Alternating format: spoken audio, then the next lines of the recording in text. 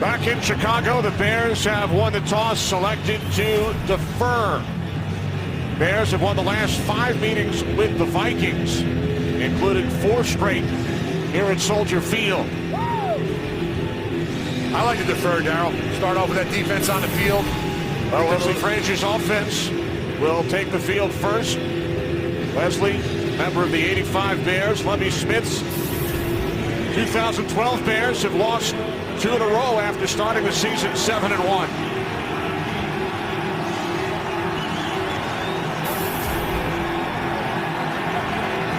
Robbie Gould will get things started. Marcus Sherrill's back deep.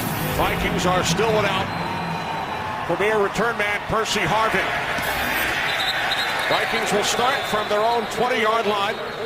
Led out onto the field by the second-year quarterback out of Florida State, Christian Ponder, who made his NFL debut last October here in Chicago. Yeah, and Lovie Smith told us that he was a little bit more athletic than Chicago anticipated. We'll see if some of that athleticism comes out today. I think that's going to be one of Christian's biggest challenges, is kind of balancing that. When do I escape from the pocket? When do I hang in there a little bit longer and let those plays develop down the field? Yeah, making the right choices.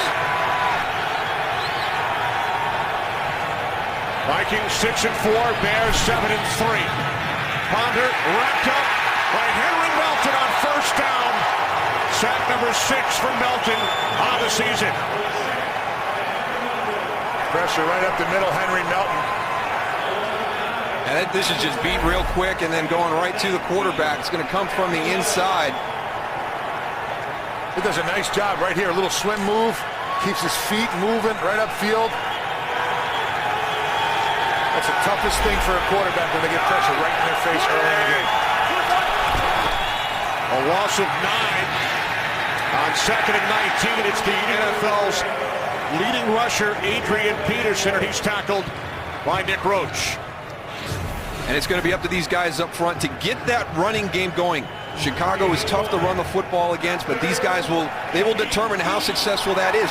This is a run-first team. Don't make any mistake about it. Adrian Peterson, just absolutely incredible. We all know the story about him coming back from that ACL. Unbelievable. But they've got to have success running the football. That will help Christian Ponder in the passing game. Ponder on 3rd down and 18. It's complete to Jarius Wright. So Lovie Smith elects to defer. Big sack on the first play from scrimmage, and the Vikings go 3 and out. We mentioned Minnesota without Percy Harvin. Bears missing one of their top receivers as well. Yeah, and I think that's a big loss, Alshon Jeffrey. Obviously, Percy Harvin, very, very important for that Minnesota Viking offense, so multi-dimensional. Chris Kluwe waiting back at his 10-yard line. Bears with 2 deep men. Devin Hester along with Eric Weems. It's taken by Hester at the 23-yard line. Return of 6 out to the 29. 53-yard punt by Kluwe. So after missing the last 6 quarters, the second half against Houston and the entire game Monday night against San Francisco, Jay Cutler returns to the Chicago Bears offensive huddle. And he's just so important for this offense. They really struggle when Jay Cutler is not in the lineup, but it is so important for this offensive line to keep him clean this afternoon. They have, and Mike Tice, the offensive coordinator, he can help that out with his play call. Their start from the 29-yard line. It's Matt Forte who loses the football. And it is recovered by Chad Greenway of the Vikings. Well, that's not going to help the confidence of Mike Tice, who keeping the run game going. Here's Chad Greenway right here, your linebacker. Let's see what happens with the ball handling. It looks like it got hit. Maybe he bumped into Evan Rodriguez as he goes by on the run play. Yeah, sure, there it is. Catches it on that hip, and it comes up and loose.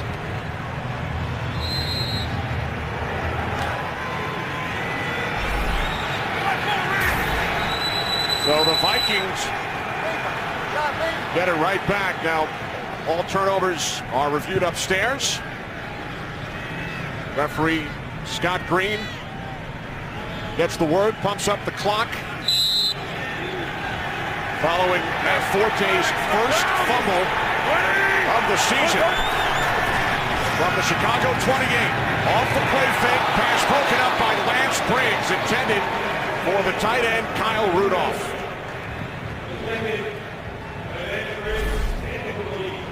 Kyle Rudolph, the tight end, trying to get him more involved in the passing game. This is what you see when you have this Tampa 2 style. You've got the two safeties back deep, and the linebacker is going to carry that tight end down the middle of the field.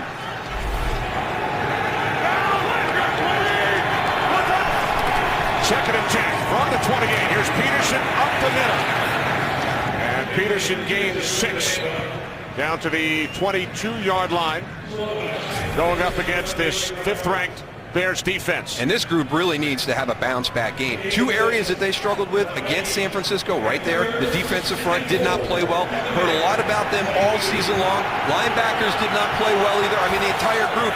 But Major Wright and Chris Conte, those are two guys that Lovie Smith has talked a lot about this year, and they struggled both in coverage and in tackling against the Niners.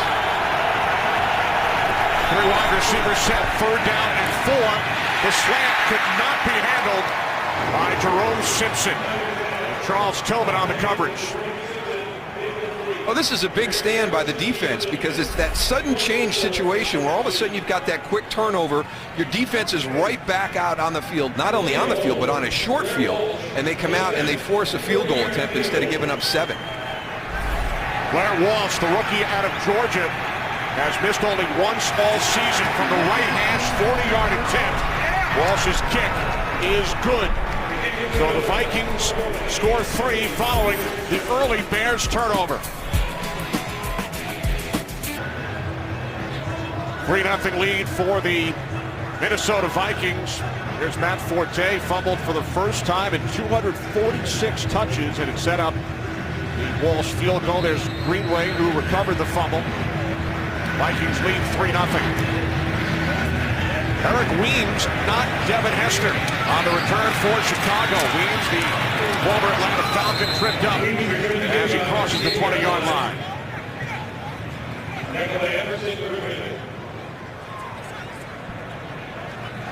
So for the Bears and Jay Cutler, 1 play, 1 turnover, back on the field here. Yeah, and that happens sometimes. Sometimes you start a game with a bad play.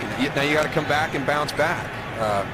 You know, Matt Forte, you know, as you pointed out, Kenny, his first fumble this season, but you can't shy away from this running game. The number 1 objective today is to keep your quarterback clean, not let him take a lot of hits. To do that, this running game has to be an important ingredient. You cannot abandon it because of what happened on that opening play. Now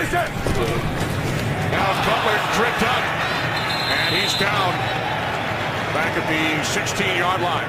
All right, 2 plays, bad plays for this offense right in a row. Well, we've got Chris Spencer in at the left guard, the new spot. Does he step on Jay Cutler as he's coming out from under center? No, it's actually Roberto Garza, the center, who gets him. See right there, he steps on his foot, trips him up.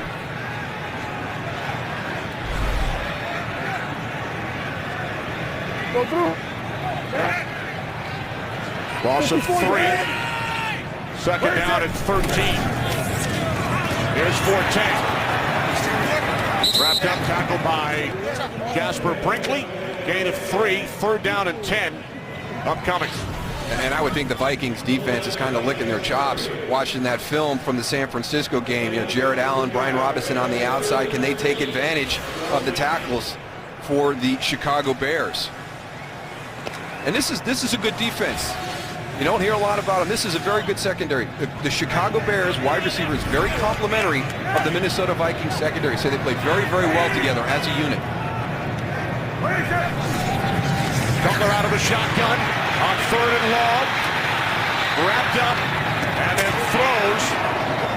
Catch is made by Forte after the pressure on Cutler from Everson Griffin.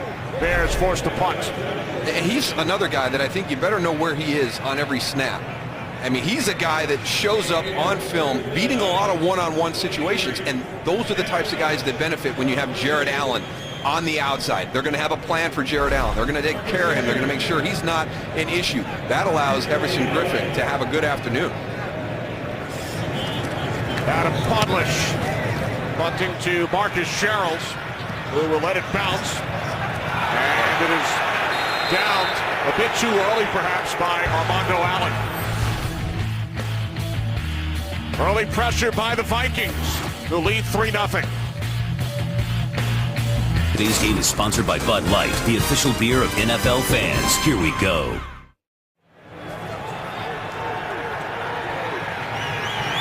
Three 3-0 lead for the Vikings, who start from their own 32-yard line. Honda hands it off to Peterson. Ball comes loose. And the Bears have recovered.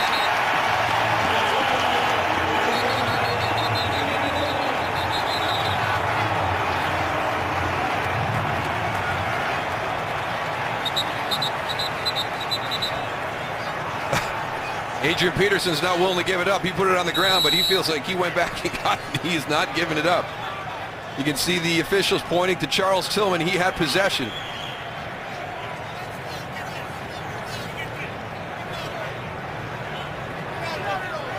Peterson comes out of the pile with the football, but it was initially recovered by Tillman after the strip by Roach.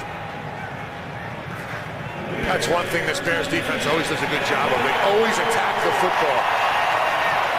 Sometimes it hurt them like last week with their tackling, but those turnovers turn into huge plays for this defense. And as far as who recovered, that part of the play is not reviewable. So it's Cutler and the Bears from the Minnesota 34. Here is Forte, who lost a fumble earlier. Leans forward to the 29-yard line for a gain of 5. And it's been a very poor start to this game for the Bears offense. And how many times have we seen the Bears defense make a play to get these guys back into a rhythm? What can Jay Cutler and his group do right here after that forced fumble by the Bears defense? Bears lead the league in takeaways, now with 31. Brandon Marshall in motion. Butler looking to get the ball to Marshall. And Jared Allen had other ideas. He got a hand on it.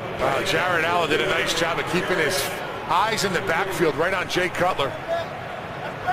He is so athletic. I mean, the fact that he's going to read this screen, make the deflection. If he doesn't slip, Tony, I think he's got an interception here. He slips right there as he starts to accelerate. You can see how fast he recognized it. As soon as he came off the ball, he stopped his pass rush. He stood up. He tips the ball. And I think you're right, Dal. If he doesn't fall down, he might be in the end zone right now. 52. Third down and 6. Cutler out of the shotgun. Cutler fires, and the catch is made by Earl Bennett. Bennett picks up a Bears first down. Well, we talked to Mike Tice, and he said, we've got to get the ball to Brandon Marshall and Devin Hester early in this game, but the one guy I need to step up is Earl Bennett. He's coming from the top on a little drag route. Good concentration because he's coming back into the middle of the field where he knows he's going to take a hit. And then some poor tackling by the Vikings secondary. Bennett and Cutler, teammates at Vanderbilt. And here in Chicago, Bennett gained 11. From the 19-yard line, Michael Bush. A couple of nice moves. His first carry today, and the former Raider able to gain 3 down to the Vikings' 16-yard line.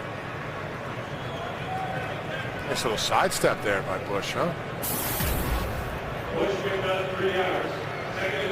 I think one of the good things that Chicago did in the offseason was address the backup quarterback spot and the backup running back spot. Michael Bush is a good running back, a good changeup for Matt Forte. Keep him fresh, challenge those defenses to adjust to a different running style. He rushed for over 900 yards last year with Oakland. Second down and 7. Cutler fires across the field to his tight end, Kellen Davis. And Davis is down at the 1. A 15-yard completion from Cutler to Davis. Kellen Davis, your big tight end, he's a big body down in the red zone. This is a good adjustment because the play breaks down. Look at that throw by Jay Cutler. You've got a high-low with Jamarcus Sanford and Aaron Henderson. That is a small window to fit that ball in. That is what you missed with Jay Cutler out of the lineup against San Francisco. Those gutsy throws, I've got confidence in my arm, and I'm taking a shot. Gabe Carimi in as an extra blocker along with 2 tight ends. As Cutler hands it off to Bush, and he is in for a Bears touchdown.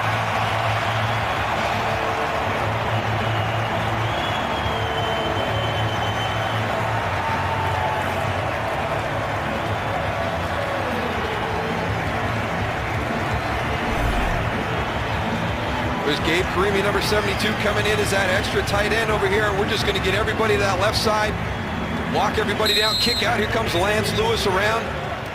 Chad Greenway with a shot. Usually don't see that effort from Chad Greenway. He's a good tackler. He just threw his shoulder in there. He's got to wrap up. Carimi had started the first 10 games at right tackle, first-round pick last year, and he's in as an extra blocker, helping Michael Bush reach the end zone for the 4th time this season.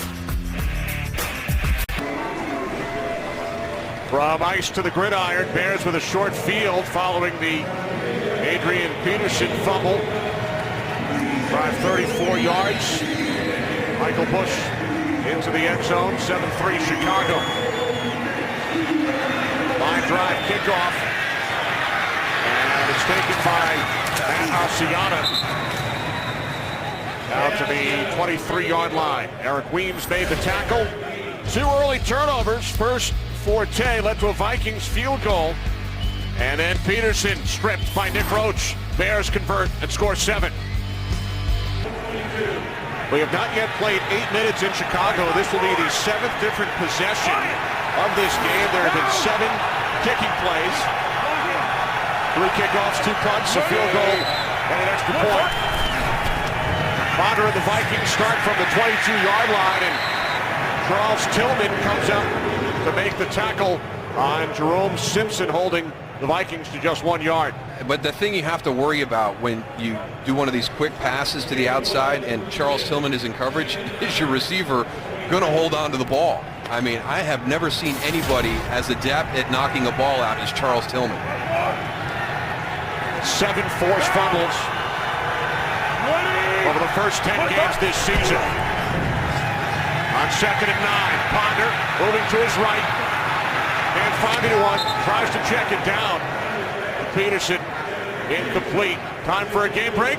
Here's Kurt Menefee, Los Angeles. Kurt? Well, the Tampa Bay Buccaneers have won 5 of 6 and were the highest scoring team in the league during that stretch. This kid is one reason why. The rookie Doug Martin, 1-yard scoring play, 7-3. The Bucs with the lead over those 9-1 Falcons there in the first quarter.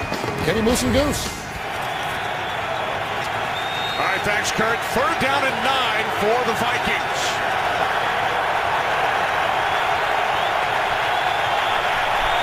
Vikings must get to the 32-yard line as Ponder throws. The catch is made by Wright. And another nice tackle by Tillman, bringing down the rookie Jarius Wright a yard shy of the marker. Not only a nice tackle by Tillman, you watch right here, but watch at the end of the play. See how he goes and rips the ball out? The ball is out. That's what Darryl talked about earlier. Charles Tillman is a beast on that corner. There's Devin Hester. Eric Weems back deep as well. In fact, Weems is deeper than Hester. As Kluwe gets set to punt for the 2nd time. Off the side of his foot. Wow. Out of bounds. Around the 43-yard line. So terrific field position once again for Chicago.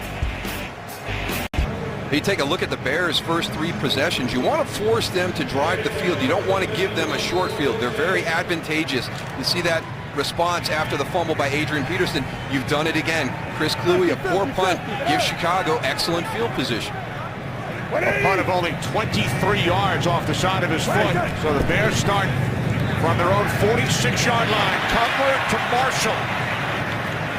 Brandon Marshall into Vikings territory for a gain of 8 yards. And I'm waiting for this offense to really take that next step because of the addition of Brandon Marshall. It's an element that Chicago really has never had offensively. I mean, he is a matchup nightmare on the outside. You can see his numbers. but you haven't seen the production out of this offense, and a lot of that has to do with those issues in that offensive line. Offense ranked 30th. Cutler and Marshall had 2 tremendous years together in Denver. On 2nd and 2, it's Bush who has the Bears touchdown, and he is stopped shy of a first down, so 3rd and short coming up for Chicago. Gabe Karimi back in, along with the fullback, Evan Rodriguez. See if Mike Tice gets a little aggressive here. You got a 3rd and short. Do you have the confidence with your group to go for it on 4th down? Maybe take a hard play action and a big shot down the field. So with Karimi in as an extra blocker on 3rd and 1, they keep it on the ground with Bush. And Michael Bush picks up a first down. Running right behind the new starting right tackle, Jonathan Scott. And again, not just a changeup for Michael Bush. He becomes your short yardage and goal line specialist as well. You can see the overloaded formation to the side, very similar to the play we saw on the goal line, this time going to the right side as opposed to the left.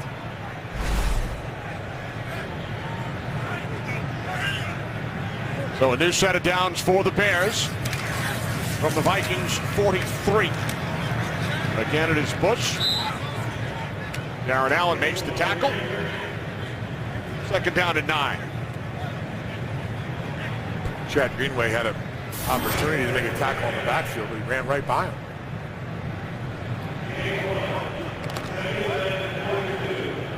Couple of turnovers early. Forte coughed it up. Then Adrian Peterson leading to the Bears touchdown. 2nd down and 9 for Chicago. Bennett in motion. From the Vikings 42. Cutler to the outside to Marshall. And Marshall breaks a couple of tackles. Terrific second effort. Finally forced out of bounds by Aaron Henderson. It will be marked just shy of the marker. And not just a matchup problem for Brandon Marshall on the outside, but also after the catch. There's Antoine Winfield, 26, one of the best tackling corners throughout his career. And Brandon Marshall is big enough and strong enough to get away from him. Look at the stiff arm on A.J. Jefferson. You might want to get that ball tucked away a little better, but...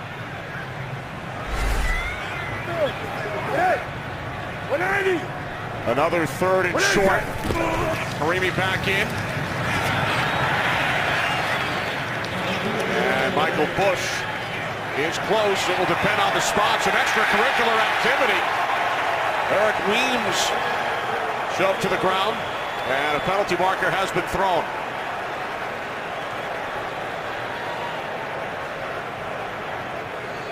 This may be a big mistake by the Minnesota Vikings here, because by the spot, this is going to be a tough call. Unnecessary roughness, number 24 defense. 15-yard penalty, first down.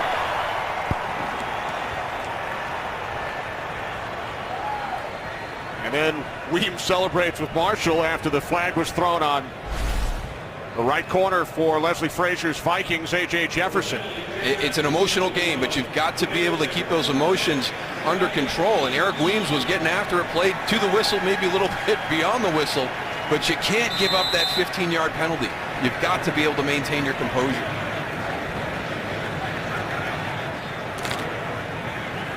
So an automatic first down for the Bears. 26. Inside the red zone for the 2nd time from the Vikings 18-yard line. With Forte in the backfield. Cutler looking to throw, and now he takes off. Cutler is shoved out by Jefferson, and a late flag. A little stiff arm by Jay Cutler towards the end of the game, end of the play. I think the one thing you never have to question is Jay Cutler's toughness. No. After the play, unsportsmanlike conduct, number 6 of the offense, taunting, throwing the ball at another player. So Cutler is called for taunting. Quarterback should never get that penalty. That shouldn't be allowed. Well, I mean, it's part of his game, Tony. I mean, here's a guy coming back from a concussion. He can slide right here, but he's not gonna. He's gonna stay up. Then he gives A.J. Jefferson a little pie face and flips him the ball. The ball. Okay. So Jefferson called for the personal foul the previous play. Now Cutler flips the ball his way, and Cutler is flagged. Again, maintain your emotions. It's a divisional game. Emotions run high, but you've got to be able to keep your composure. From the 28-yard line on second down and 20, Forte works his way down to the 23 for a gain of 5.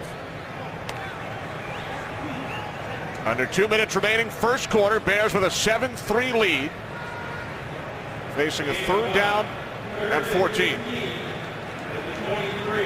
We've got a couple of guys, if you're Minnesota, that you have to be aware of right here, and that's Brandon Marshall and maybe Kellen Davis. And this has been an issue during the course of the year, getting the play in from the sideline in a timely fashion.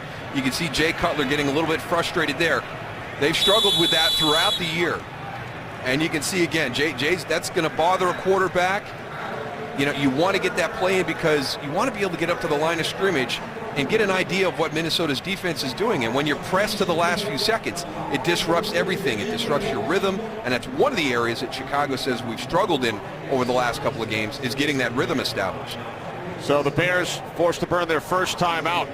Well, college football's biggest championship games return to Fox Friday. It's the Pac-12 championship live in prime time. 17th ranked UCLA takes on number 8 Stanford. Then on Saturday, it's the Big Ten championship. Number 14 Nebraska as they battle Wisconsin. The Pac-12 and Big Ten championships only on Fox. Some huge games yesterday with big implications. There's Mike Tice, the former tight end and head coach of the Minnesota Vikings. First year as the Bears offensive coordinator. Bears did not get the last play call in time, forced to use a timeout. And now Cutler connects with Marshall. Marshall stays on his feet and then is thrown back by Harrison Smith. So positive yardage turns into a negative play, and now Chicago will send out Robbie Gould in the field goal unit. Marshall winds up losing 7. He's working the outside. He's on that inside route. Should have planted there and maybe stayed out to the right that way. So he was as deep as the 18-yard line and then was forced all the way back to the 29. So here's Robbie Gould, 47-yard attempt from the left hash. Adam Potlish placed it down, and Gould's kick is straight through. So with a half minute remaining in the first quarter, the Bears extend their lead to 7. Adrian Peterson with a key fumble earlier, but over the first 10 games, what a remarkable comeback it has been. It's unbelievable. You look at where this December 24th, you tear the ACL and the MCL. This is a 6 to 9 month recovery. There he is, January 1st, celebrating the new year in the operating room, and now here he comes. The work ethic, the commitment that this guy has. He set the goal to be there in Jacksonville week 1. He didn't want to miss the opening day of the game, and since that time, he has gotten better and better each week. He's putting up career numbers, and head coach Leslie Frazier even came out and said, you know what, he may be better now. And you're like, well, Adrian Peterson was one of the best running backs in the NFL. How can you say he's better now? You know, Coach Frazier really feels that he's more patient. He lets the blocks develop in front of him a little bit more. He's not having those negative runs. He's become a better pass protector and receiver. What a comeback story. Marcus Sherrill's on the return for the Vikings. Sherrill's out across the 30 and finally brought down by Armando Allen after a return of 36 yards. And the renowned surgeon, Dr. James Andrews, after he operated on Adrian Peterson, said the inside of his knee looked like that of a newborn baby. You know, it's not just how fast he came back, Darryl. It's also his confidence. We saw him run third game of the season, how he was planting on that leg. I mean, that's the biggest thing on a recovery, is getting that confidence back. It seems like day one he had that confidence in that leg, being able to plant it and make his cuts. Peterson gains 5 on first down as time winds down in this first quarter. Vikings still looking for their first down of this game, and they will lean heavily on the NFL's leading rusher over the first 11 weeks of the season, Adrian Peterson. So 1 quarter in the books from Soldier Field. Bears with a 10-3 lead. Fox NFL Sunday will continue after these messages.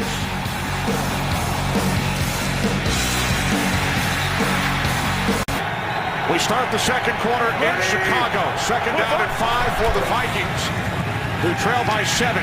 Off the play fake to Peterson. Ponder's pass is caught by Darius Wright. Close to midfield.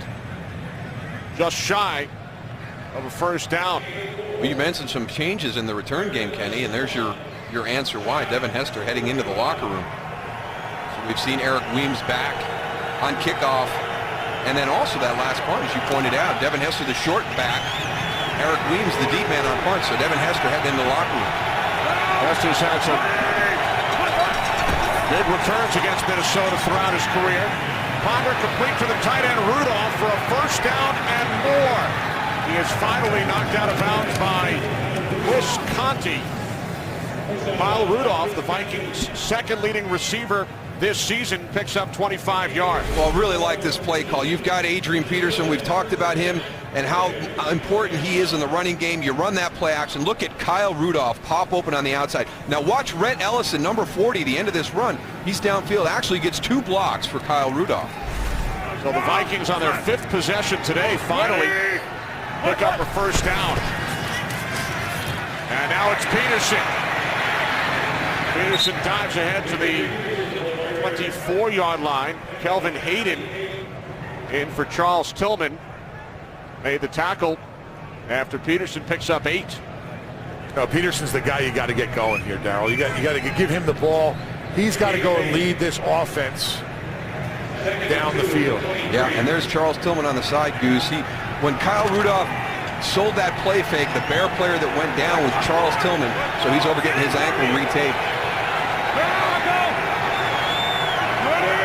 2 tight ends split wide. Second down and 2 for Minnesota. Ponder hits Peterson out of the backfield.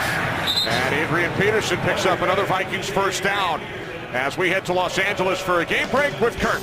Well, the Falcons and Bucks have gone back and forth so far in the early going. Here it is, Jacquizz Rodgers. Officially a 5-yard score, and the Falcons are back on top. 10-3 early on in the second quarter. Kenny Moose and Goose. Thanks, Kurt. Atlanta at 9-1, suffered their only loss 2 weeks ago to New Orleans. They'll face the Saints again this Thursday. On first down, it's Peterson. Peterson tripped up. You know, keeping an eye on Adrian Peterson on that last play. 2 plays ago, sort of got a little helmet to helmet. See it right here. Might have jarred his neck or did something, because when he was walking back to the huddle, he was shaking his head a little bit, but he looked pretty good on that last run, Helmet to the shoulder of Kelvin Hayden. Guy they can't afford to lose right there, especially with Percy Harvin. Second down and 4. Ponder moving to his left. And then he flips it away. A smart play. I mean, you're going to lose yardage on this play.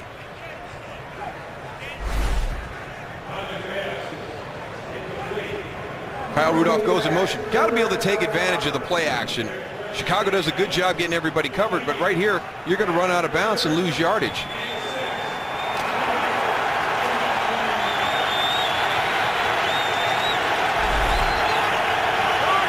We're now 3rd down and 6 for the Vikings.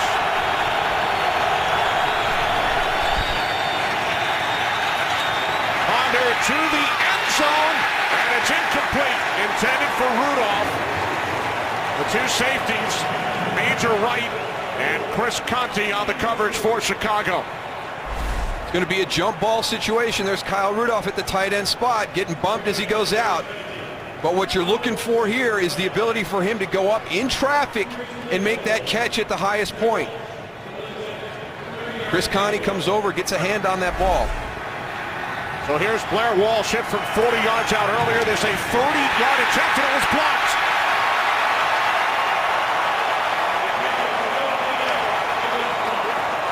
Only the second miss for the rookie Walsh this season.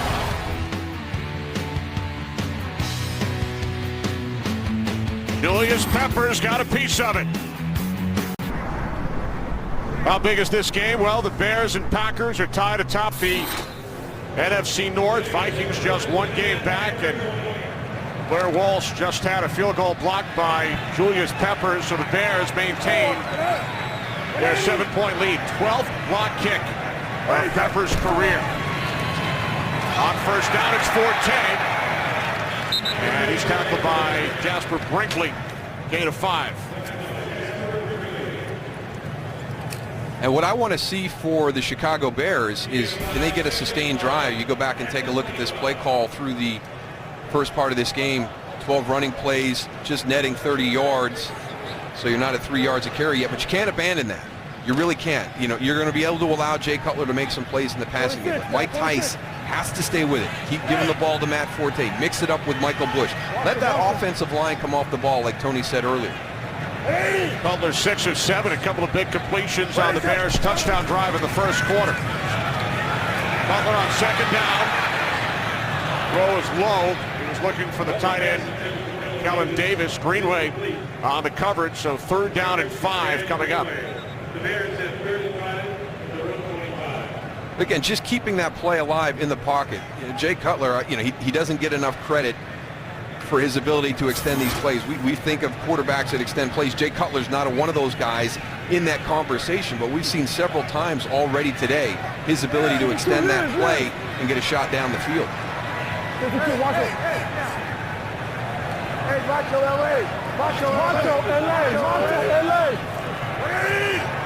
Marshall split wide to the right, 3rd down and 5. Bears must get to the 30, inside handoff to Forte. And it looks like he picks up the first. Jasper Brinkley came up to make the tackle, but Forte running hard, able to move the chains for the Bears. That's a nice 3rd down pickup right there, because you change the formation, you open it up, you're in shotgun. Single back shotgun runs are not easy to do. Lance Lewis right now, the right guard for the Chicago Bears. If you're going to play defense for Minnesota, key him. He is leading you to where the ball is going in the running game right now. They're pulling him almost half the time. 1st and 10 from the 31. The slant to Marshall. And Marshall's tackled by Winfield at the 26. Time for another game break. Here's Kurt. And an update on the Steelers and Browns is Jordan Cameron in his 2nd year out of USC scores his first NFL touchdown. That one a 5-yard reception from Brandon Whedon. Both scores by the Browns have been off Pittsburgh turnovers, and they lead it 10-7. Kenny moves from Deuce. All right, thanks, Kurt. 2nd down and 3. Eric Weems back on the field. Darryl, Bears down to just 3 wide receivers. Hester has gone to the locker room without Jeffrey. Dane Sanzenbacher is inactive, so Marshall, Bennett, and Weems the only healthy wideouts for Chicago. On 2nd and 3, it is Forte. Nice tackle made by Brian Robinson. Not only a nice tackle, Kenny, but nice job taking on the block. It's a long trap, and you're going to have Matt Spaeth come all the way to the backside and try and get a block on him. And he's going to take that on, hold his ground, and then shed the block and make the tackle. That's a good play by a defensive end. Yeah, he did a nice job of staying square on that, Darryl, so he can come back out and make that play. Sometimes all you get is a little piece of uniform. Hold on and wait for the troops to rally. Marshall in motion, 3rd down and 3. Bears must get to the 41, and they do. It's Evan Rodriguez, the fullback, his first reception, his first touch in the NFL, rookie out of Temple, and Rodriguez gains 11.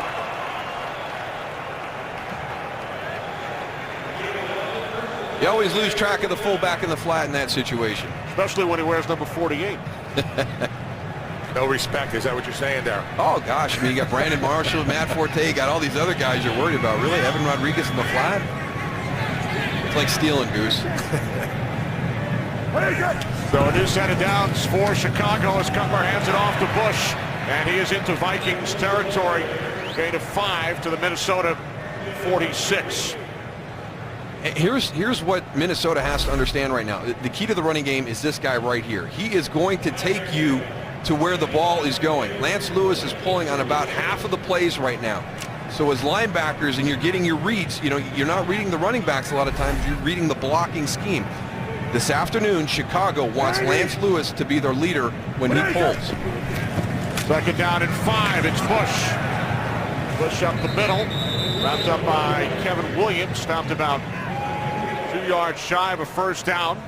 They're doing a lot of movement up on that line of scrimmage. On that play, Darryl, Jonathan Scott pulled, came across the middle. So there a lot of misdirection by that offensive line, trying to get good angles on those defensive linemen, knowing that they penetrate in the middle.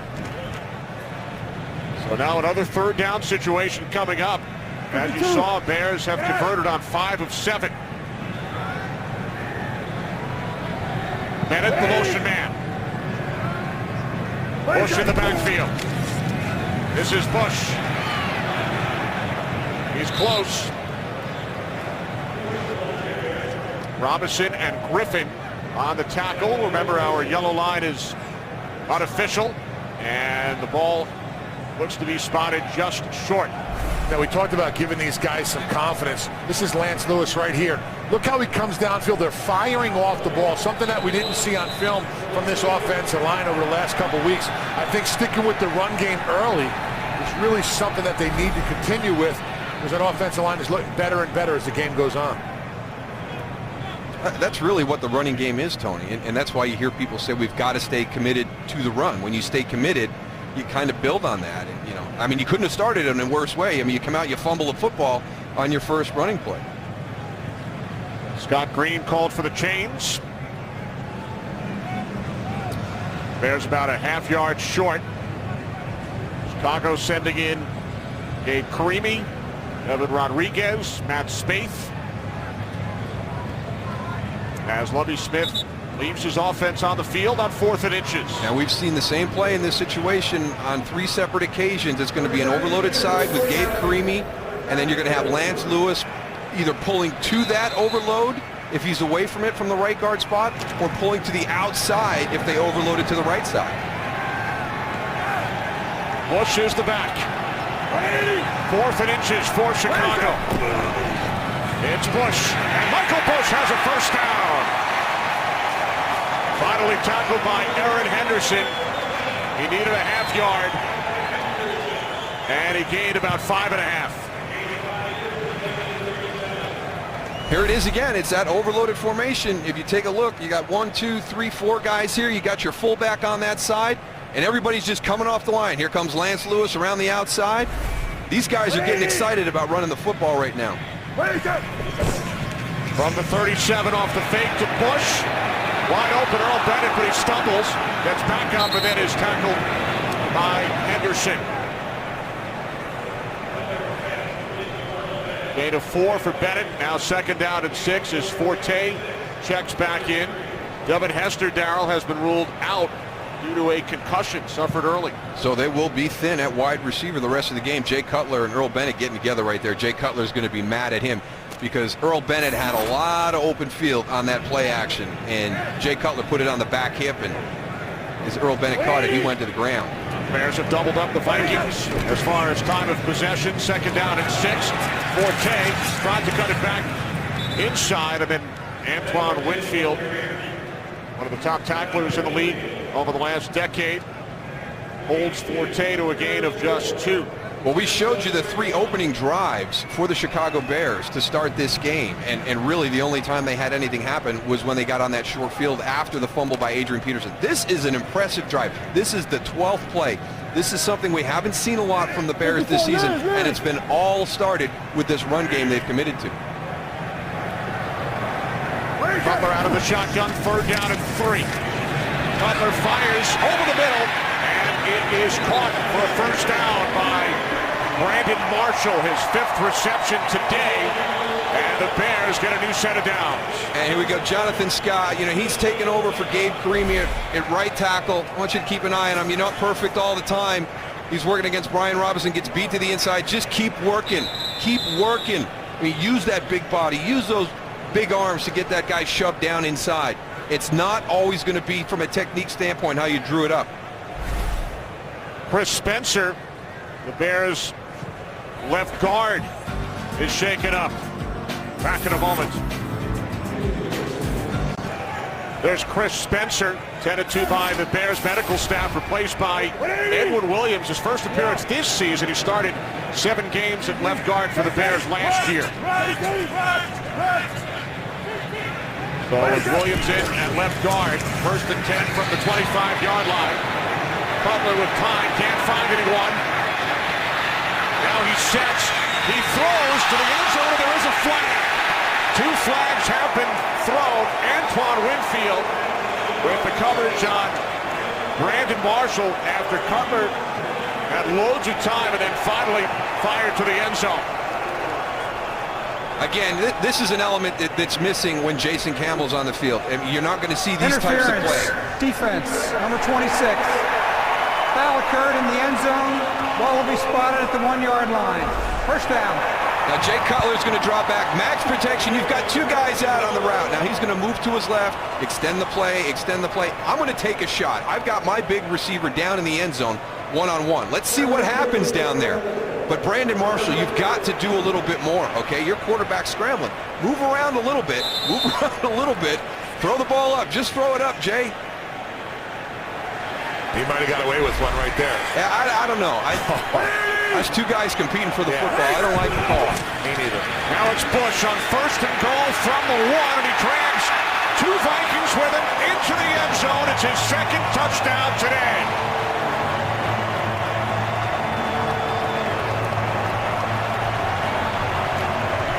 That was kind of an old school Chicago Bear drive. I mean, they just stuffed it right down the throat of Jared Allen and the Minnesota Vikings. A lot of 3rd down conversions, getting into 3rd and short, bringing in Michael Bush and converting those. There he is down on the goal line, getting it across the end zone.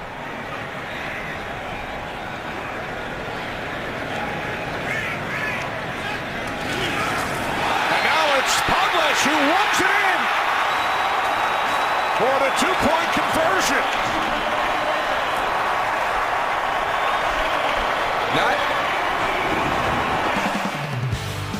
The direct snap to the punter/holder, Adam Puglis. 18-3 Chicago.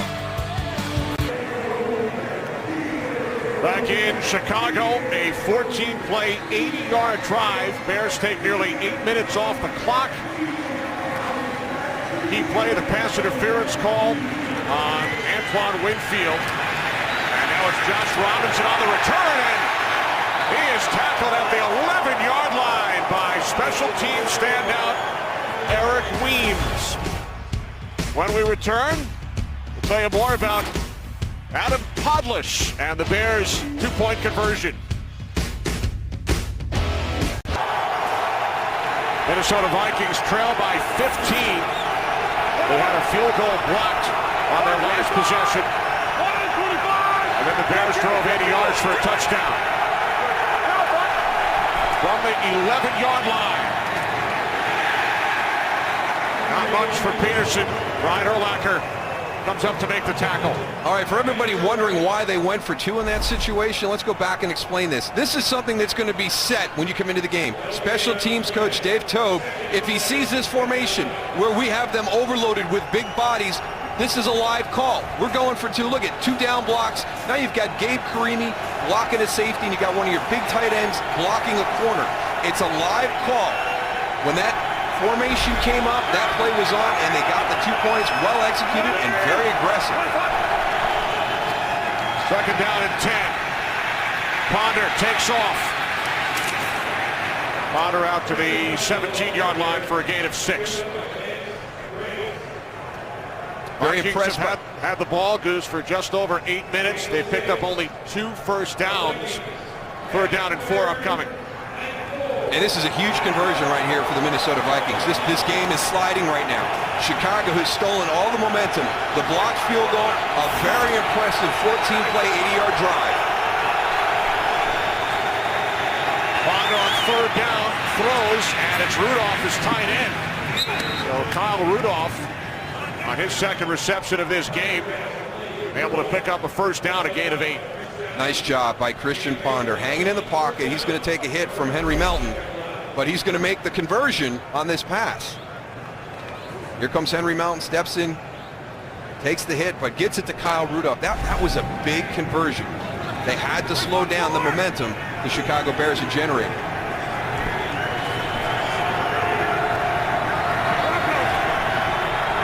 From the 25-yard line as we approach the 2-minute warning. Ponder in trouble, able to get rid of it as he was knocked down by Israel Adonijah. This is the way we're used to seeing the Chicago Bears front play. And we've got all kinds of different guys. Look at that, splitting the double team, getting right to the quarterback. I mean, we've seen Henry Melton, Israel Adonijah. We've seen all these defensive linemen beating guys one-on-one and getting up into Christian Ponder's face. They're attacking right. Fusco, number 63, the right guard. That's the guy they're going after. They're running games with him. Play action on second down as Ponder throws, and it's picked off by Chris Conti. And Conti still on his feet, finally tackled at the 12-yard line by Charlie Johnson. Second pick this season for Conti, leading 20th for the Bears. As we hit the 2-minute warning in Chicago, Bears by 15. Chris Conti, number 47, with the pick. Bears lead the league in interceptions. They lead the league in takeaways. And they look to add to their lead over the Vikings. With a minute 55 remaining, second quarter. First and 10 from the 13-yard line off the fake to Forte. Cutler fires to the end zone, and the catch is made for a touchdown by Matt Spaeth.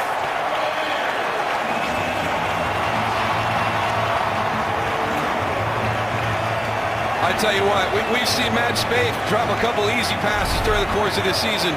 This is a heck of a catch on this one. Kellen Davis, number 87, working on Jared Allen. And look, again, there's Cutler hanging. He's going to get hit. Throws it perfectly. Now let's see if Matt Spaeth gets 2 feet down. There's one.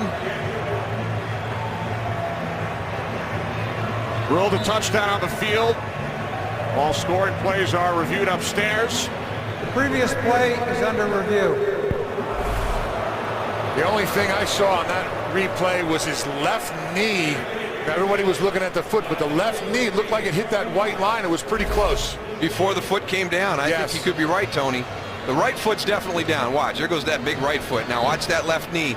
Looks like the foot goes down at the same time. I think it's going to be a situation where, you know, right now they're going to have to stay with the call that was made on the field. If you go through the 3 steps, number 1, catch. He's got catch. The big question is step number 2. Does he have 2 feet down? He does maintain possession all the way through the process. So, you know, the second part of that equation, did he get 2 feet down?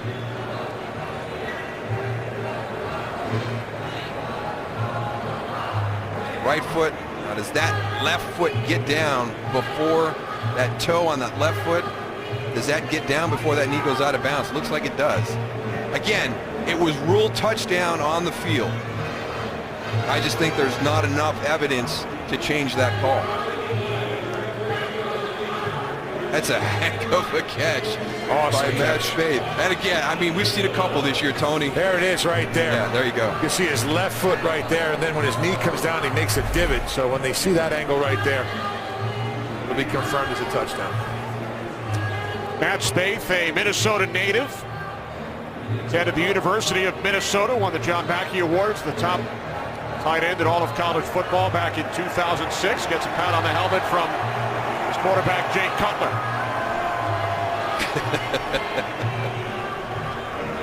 Kellen Davis just jumped in. He must have heard the officials talking. He came over and gave him a big slap on the shoulders.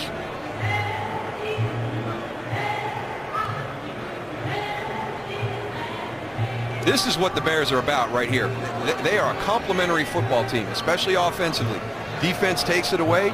Offense takes advantage of the opportunity. Exactly. They're The playing play off by each special other. teams, absolutely. The blocked field goal by Julius Peppers. Now that was a heck of a drive, 14 plays, 80 yards. But again, this offense functions well around the way the team is built. And that's, you know, when the defense takes it away, or Devin Hester makes a big return, or we get a blocked field goal by Julius Peppers, let's be advantageous. Here's the angle one more time. You see the right foot going down. Great catch by Spaeth. Watch his left foot. After His left reviewing foot's the going to play, hit. the ruling on the field stands. Touchdown. Scott Green with the announcement. It is a touchdown. First of the season for Matt Spaeth.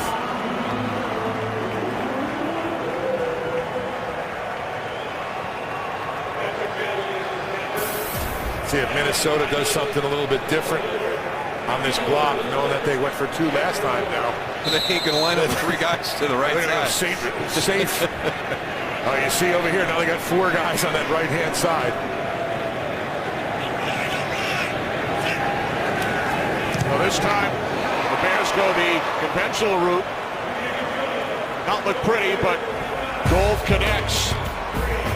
2 Viking turnovers. Bears scored touchdowns following each one as Spaeth celebrates.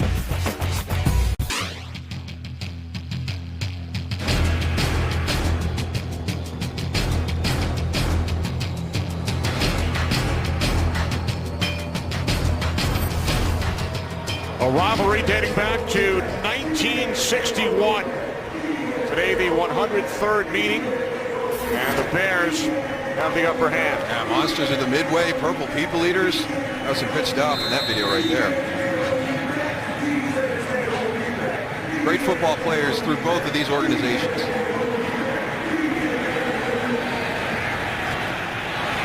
Marcus Jones hesitated. Good choice.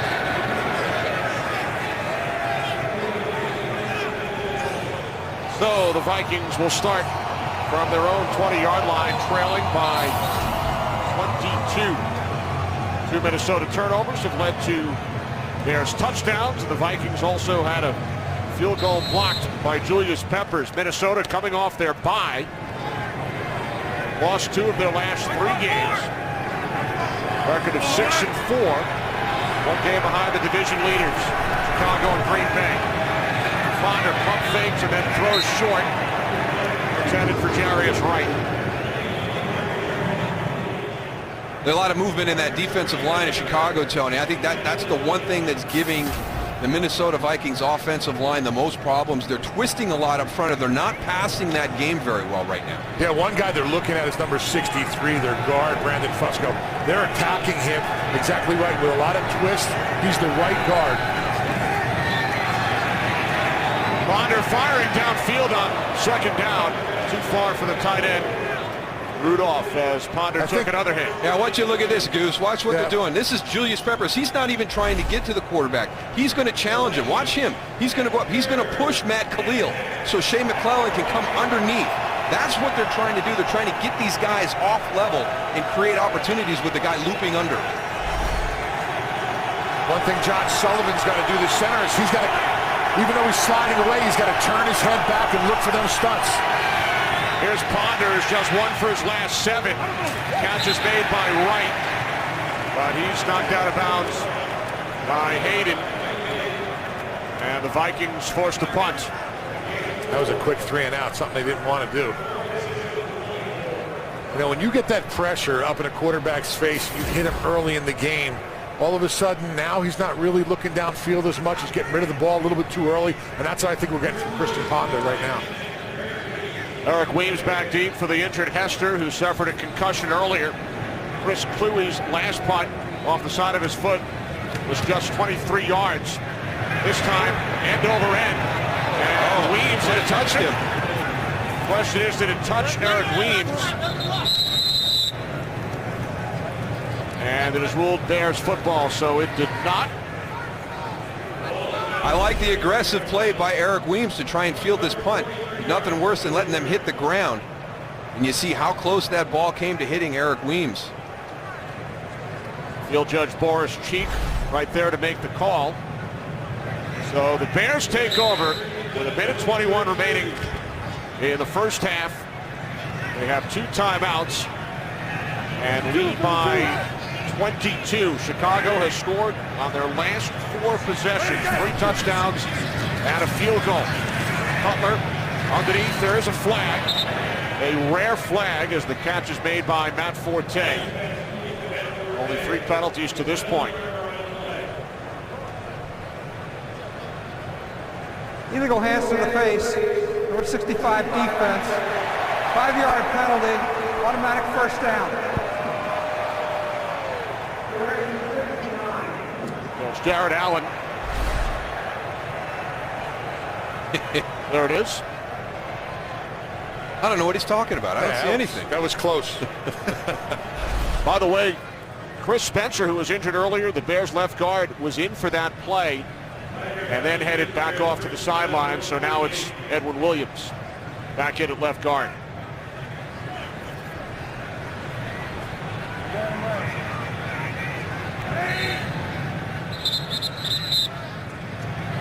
And this play is blown dead.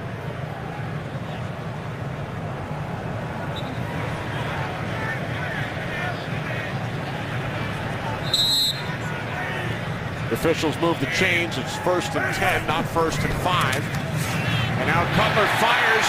Earl Bennett in Vikings territory for a Bears first down. 21 yards from Cutler to Bennett. And a timeout is taken by Chicago, so we will check in with Kurt Menefee. What's coming up on the Visa Halftime Report, Kurt? All right, coming up on the Visa Halftime, we'll put the band back together and get you caught up in all the NFL action, including Carson Palmer's rough return to Cincinnati. And Andrew Luck looking to bounce back against the Bills. That's all coming up on the Visa Halftime. See you then. What's Michael doing? Is Jimmy Johnson always in that position? Did they just like glue him in that position? I've never seen him in any other position than his feet up and just sitting back. Every time we check in with halftime, he's got the feet up, kick back. Crazy. Watching some football. How about Michael having some fun? Michael and Troy Aikman celebrated their birthdays this past Wednesday. Happy birthday to both guys. Yeah, happy birthday, guys. Following the 21-yard pass play. 1st and 10 for Chicago from the Minnesota 42 as Cutler is wrapped up, able to get rid of it. And the catch is made on the scoop as Cutler is being taken down. Forte with the reception, no gain, now 2nd and 10. Bears have one timeout, 45 seconds remaining. Cutler to Marshall. Marshall to the Vikings. I wonder if 34. they're working on something with Brandon Marshall. We've seen that little short in route over and over again. They're trying to set Minnesota up for a double move on the outside. 3rd down and 2. The slant to Weems for a Bears first down. Clock continues to run. Chicago with one timeout.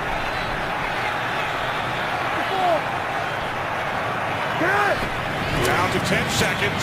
And they keep it on the ground with Forte. Greenway the tackle. And now the Bears will use their final timeout with 3 seconds remaining.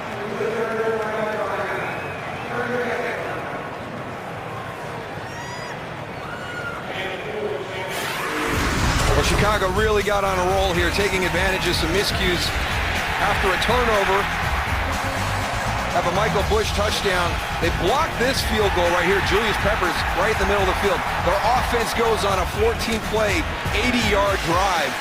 Michael Bush again. And then after an interception by Chris Conti, Matt Spade with a great catch on the sidelines. So Chicago Bears playing great complimentary football here in the first half. And now it's Robbie Gould out to attempt a 39-yard field goal from the right hash. Podlesh places it down, and this kick is blocked. So Julius Peppers with a block earlier for the Bears. And now Gould has his attempt at the end of the first half blocked. So Chicago with a 25-3 lead at the half. Kevin Williams with the block. With the Bears leading the Vikings 25-3. Follow your favorite team all season long. Go to itunes.com/NFL. Bears won the opening coin toss, selected to defer, so they will get the ball first. Here in the second half, Devin Hester suffered a concussion early in the game, so Eric Weems is back deep. Blair Walsh gets things started. Weems will take it out. Weems for the 25-yard line. As we welcome you into the broadcast booth here in Chicago, Bears start the season 7-1. Lose Cutler late in the first half against Houston, lose to the Texans, lose to the 49ers, back on track today. Yeah, and you can see the difference that he makes with this offense. I saw some great points made at the halftime show about what his presence means, not only for the passing game, but also for the offensive line. They're really glad to have them back. A couple of new guys stepping in and playing well on that offensive line, but Minnesota, you cannot abandon the run. I know that Howie talked about them becoming one-dimensional here because of the score, but you are built around running the football with Adrian Peterson. When you get the ball back on offense, you've got to stay true to who you are. Also had a chance, I talked with Lovie Smith. He says the game plan that we had in the first half, we're going to do the same thing. We're going to try and run the ball and keep it going. The big difference that I see in this game between Minnesota and Chicago, just what Darryl said, is Minnesota has not established a run. Only 8 runs, 18 passes, where Chicago, they came out, they wanted to establish the run. They had to fumble early, but they stuck with it. They kept going. Another thing, Chicago on defense, Charles Tillman is out with an ankle. They will not use him in the second half. All right, thanks very much, Goose. Big loss for the Bears. 2nd down and 6. Off the play fake. Cutler with loads of time. And the pass is off the hand of Kellen Davis, the tight end.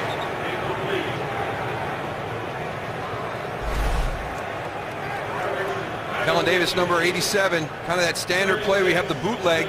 You're working across the field. Got to get 2 hands on it. You can get 1, you can get 2. Stretch out and get that second hand there.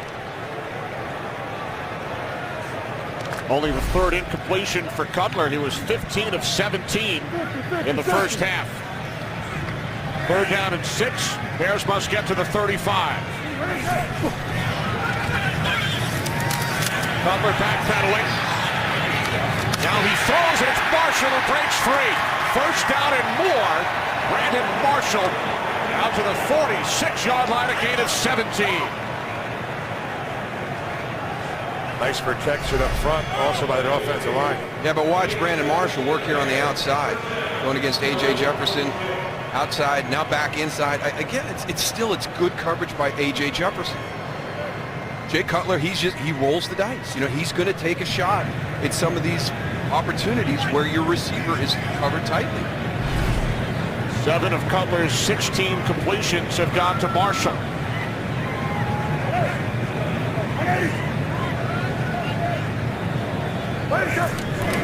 From the 46-yard line, quickly out to Earl Bennett. And Bennett is into Vikings territory and is close to another 1st down in the collision with Harrison Smith. Smith took the worst of it at the end of the play. Smith, the rookie out of Notre Dame, 1st-round pick, back up onto his feet. This would be a big loss. Harrison Smith has really had a great start to his NFL career. You watch him on film. He does everything you want a safety to do, especially the safety here in Minnesota. Stuffs the run and great and deep coverage.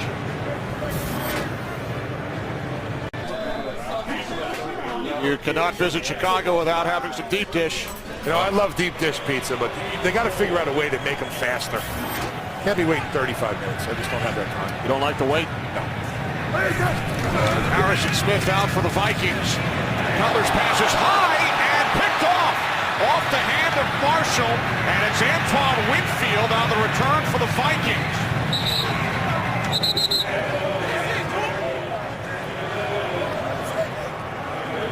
Well, again, it's one of those big play actions where everybody is sold out. We've got Lance Lewis down on the field for the Chicago Bears, who are already very thin. Brandon Marshall's going to be coming in from the right side. So this is it's a 2-man route. Coming into the middle, here comes Mr. Raymond, the safety. I think that affected that throw a little bit, or the reaction by Brandon Marshall. And then Antoine Winfield just kind of playing right field out there with the easy interception. But the big thing for Chicago, Lance Lewis is down right now, and they're already thin there with Chris Spencer with a bad foot and Edward Williams in the lineup. Lance Lewis, the injured Bear, hit on the interception return by Winfield as Adrian Peterson looks to bounce it to the outside, and there is a flag.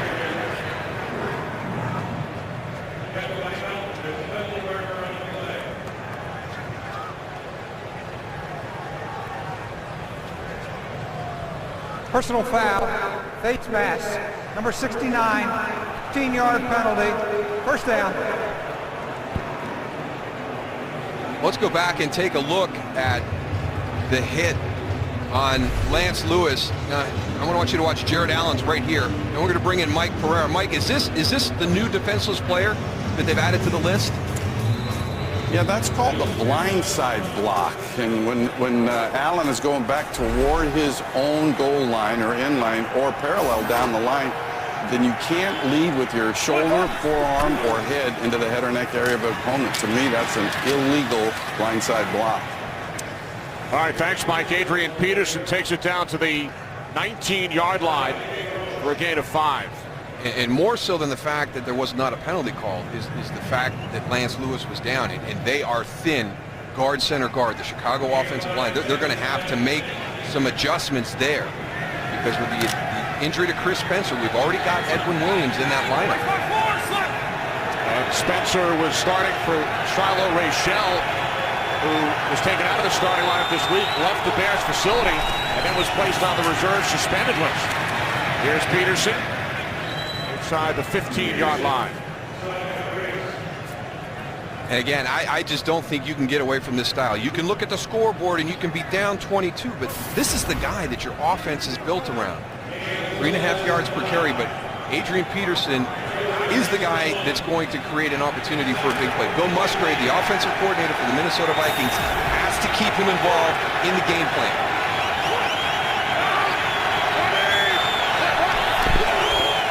Third down and 1 off the fake to Peterson. Palmer hits the tight end Rudolph. He is inside the 5 and then knocked out of bounds by Major Wright. Rudolph picks up a first down, his third catch today for a gain of 12. Well, you always know you have a mix-up in coverage when you've got 2 defenders on one guy and nobody on the other. Actually, Kyle's going to be inside that, 82. That was Rhett Ellison, number 40. He's actually the player that takes the 2 Bears down the field. You see Kyle Rudolph all alone in the flat. First and goal from the 2. New tight end set for the Vikings. Off the fake to Peterson. Ponder to Rudolph. Touchdown. Well, they've got to get something figured out there. That is the 3rd time they have run that play, and Kyle Rudolph has popped wide open both times. You remember, that's the play that Charles Tillman hurt his ankle on. Watch number 82. Going to come down, block on Corey Wooten, and it's a good job by Rhett Ellison. The guy who's covering Kyle Rudolph, actually, Rhett Ellison pushes him down inside as he releases to the corner. That's a nice play design by Bill Musgrave. And that is the 7th touchdown of the season for Rudolph. Walsh the extra point. So the Vikings capitalize. The interception by Antoine Winfield, and then Ponder to Rudolph. 15-point Bears lead.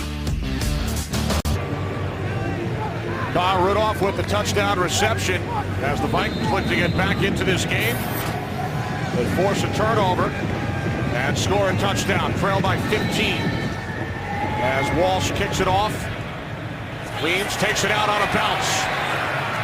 Bears lost Devin Hester to a concussion earlier.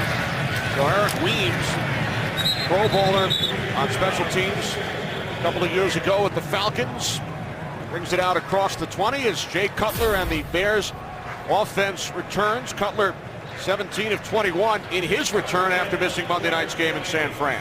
Has played well, not only from a production standpoint, but he just adds an element to this offense. It benefits the offensive line. They've played better today in pass protection. Mike Tice's play calling has been better today. Gabe Karimi is the player that gets kicked into the right guard spot, Lance Lewis. Cutler hands it off to Matt Forte, running behind Edwin Williams, who took over at left guard for Chris Spencer.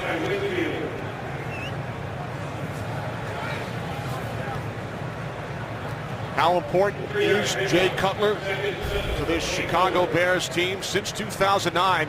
50 starts coming into the game today, 31 and 19. And in the games Cutler did not start, 4 different quarterbacks, just 2 wins.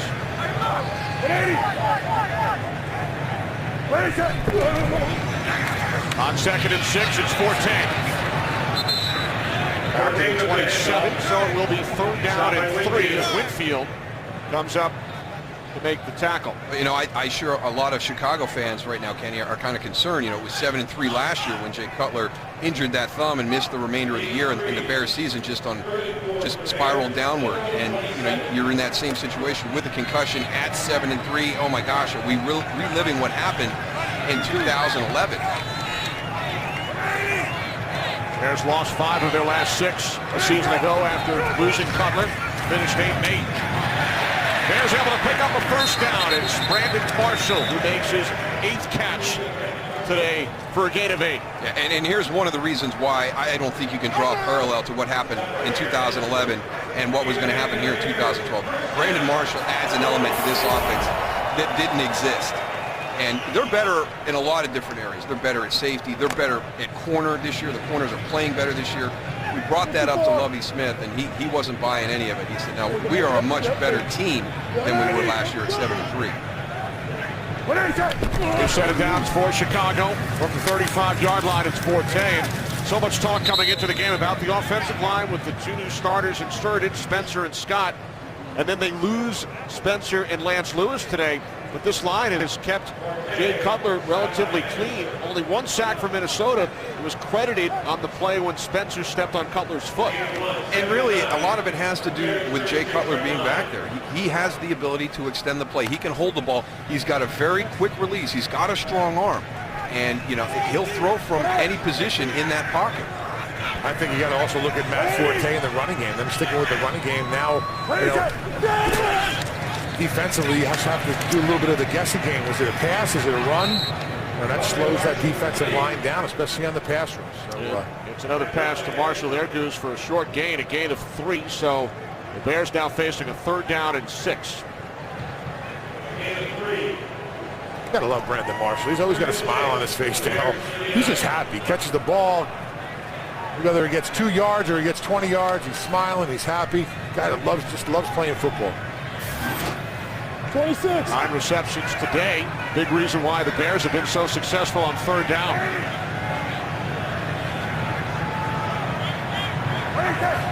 Bears must get to the 45.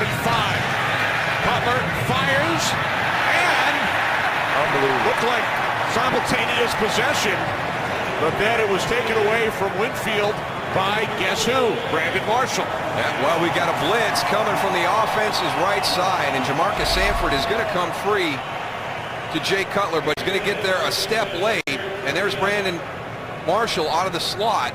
Just see that little slide to the right. Jay Cutler feels the blitz coming in. He just slides a little bit to the left, and then look at the point of the catch. Well, that's unbelievable coverage right there by Winfield. 10 receptions for Marshall. From the 49, it's Forte into Vikings territory. That ball's out. That ball was out. Yeah, there was Raymond. no whistle.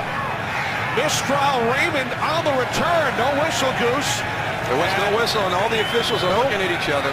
There was no whistle. Dropped a beanbag chair, but I agree, Tony. I never heard a whistle. No, we saw one of the officials kind of look back and shrug his shoulders. And we got 2 players down. Jasper Brinkley just got up. Moving on the field is touchdown. It is ruled a touchdown. So no whistle, as Goose said. And it's returned by Mistral Raymond for a Vikings touchdown. Watch the whole play here. Matt Forte makes a nice cut to the outside. He's still moving. Boom, the ball is out. Watch it right there on top of the pile. He's not down because he's on top of other players. Yep. Cutler looking the other way as Raymond runs right by him. And Forte is still down, being tended to by the Bears medical staff.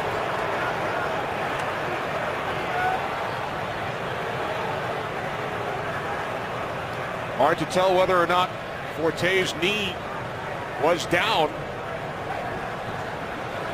Right there, it looks like, but it depends. It depends on when the ball came out.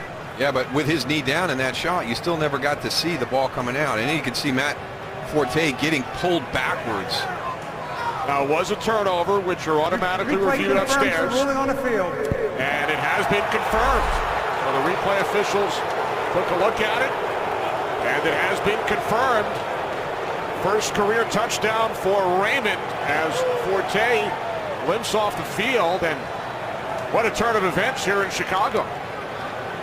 I tell you what, we've had two bizarre plays. We had the interception by Antoine Winfield, but as a part of that, the Chicago Bears lose Lance Lewis. Now, on a fumble picked up by Mr. Raymond, down for a touchdown, we've got Matt Forte limping to the sideline.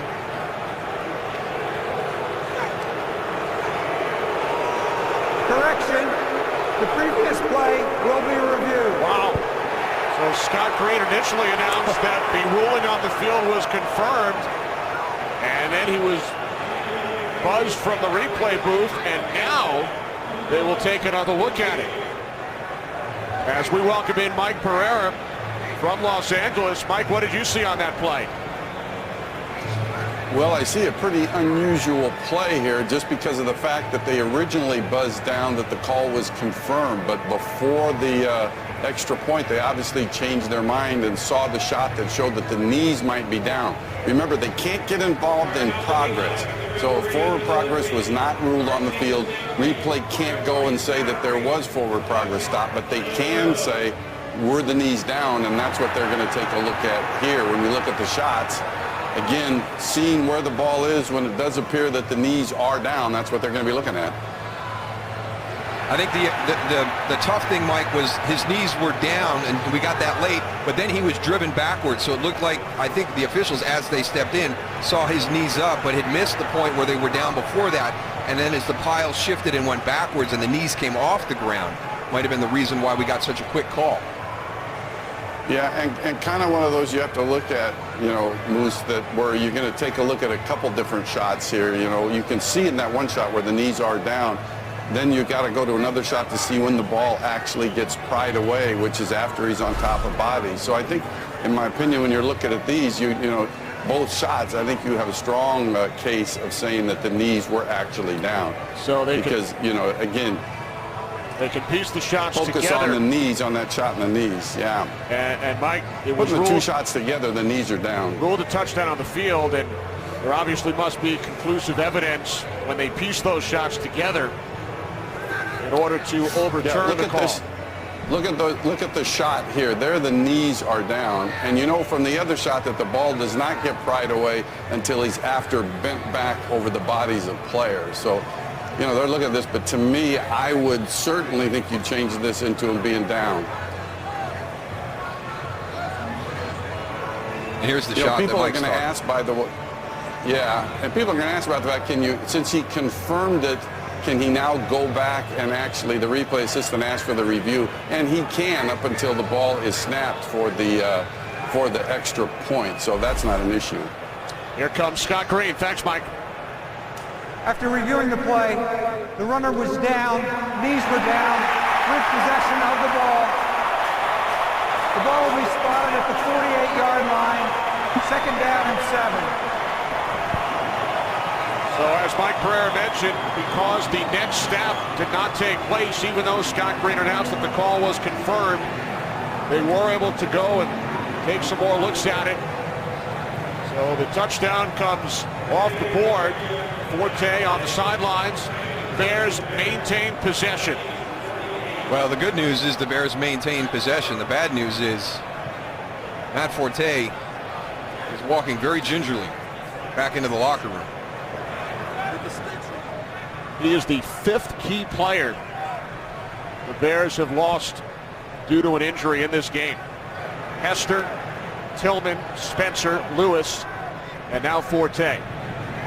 Again, we talked about Chicago in the offseason going out and solidifying the backup roles with Jason Campbell at quarterback, but also Michael Bush at running back. And here's a perfect reason why you've got to have quality in your key positions on offense and defense.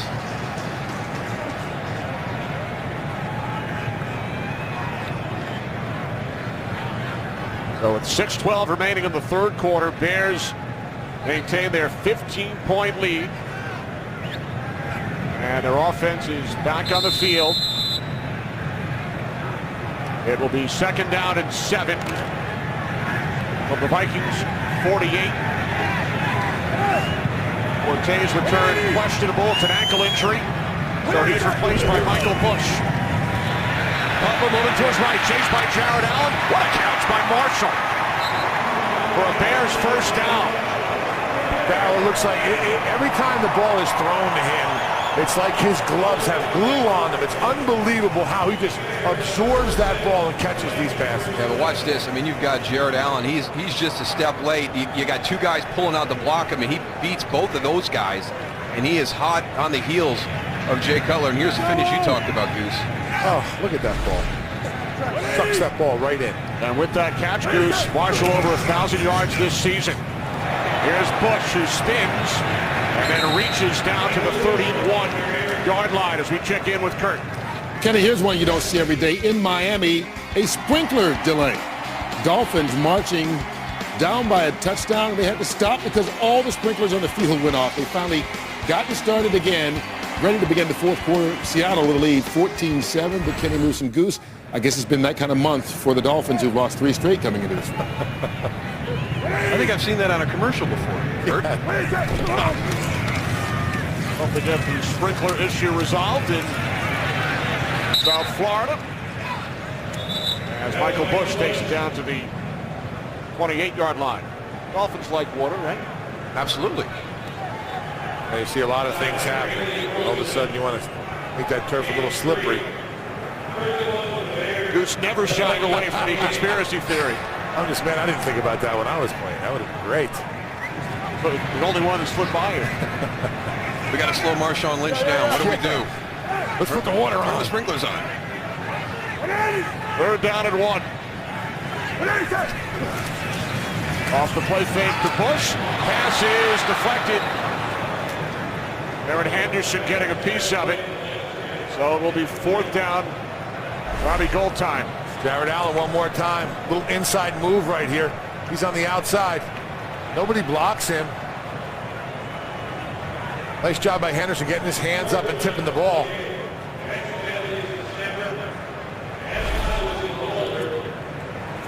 So the Bears send out the field goal unit. And Chris Spencer, who was not in on offense, was out. Now he's heading off the field. Bears had an extra player on the field. Spencer to the sidelines, 46-yard attempt from the right hash. And Gould's kick is straight through. So the Bears get a reprieve following what looked like a Minnesota touchdown, and then they add to their lead. Bears lead 28-10, just under 4 minutes remaining. 3rd quarter here in Chicago. Marcus Sherrill's back deep for the Vikings.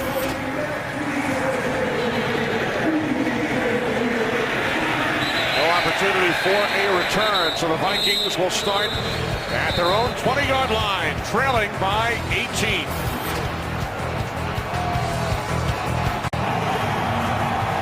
There's Charles Tillman having a great season, has his helmet on, but still on the sidelines. One of 5 key injuries suffered by Bears players today.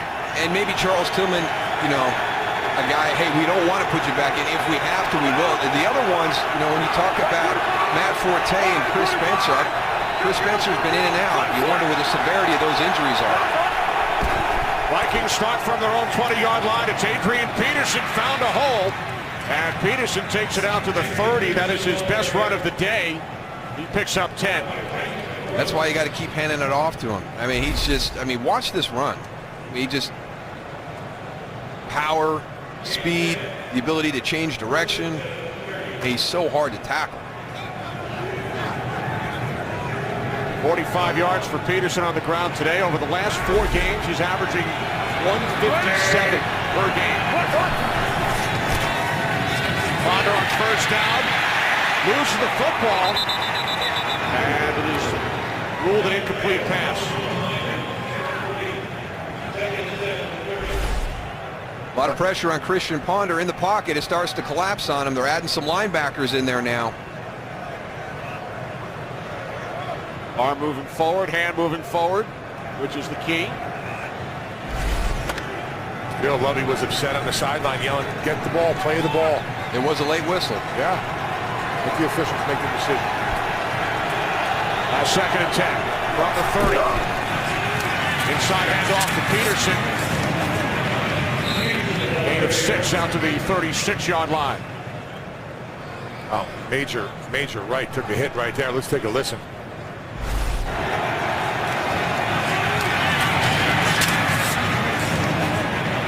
That's pads cracking right there, man.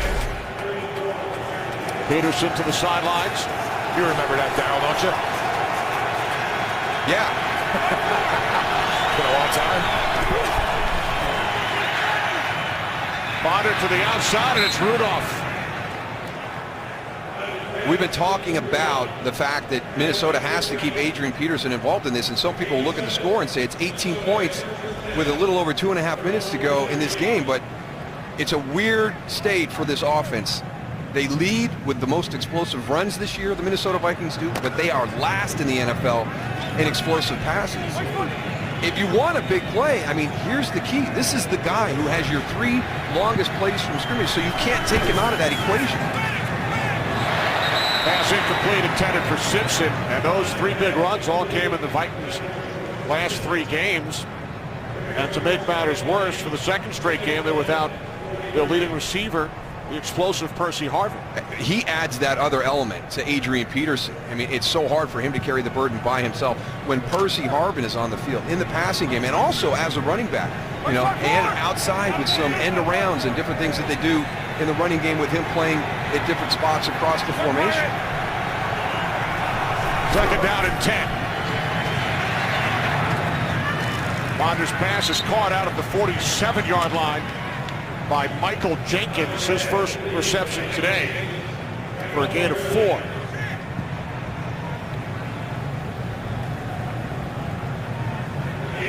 So 3rd down and 6 coming up for the Vikings, to trail by 18. Minnesota just 1 game out of the NFC North, trailing the Packers and the Bears.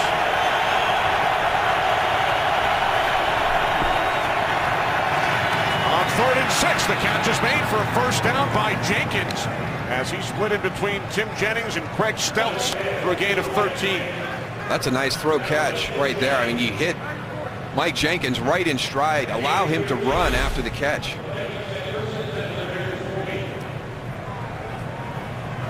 Yeah, you talked about it earlier, Darryl, about Christian Ponder and making good decisions. I think so far in this game, he's made really good decisions. When to run, when to throw the ball away.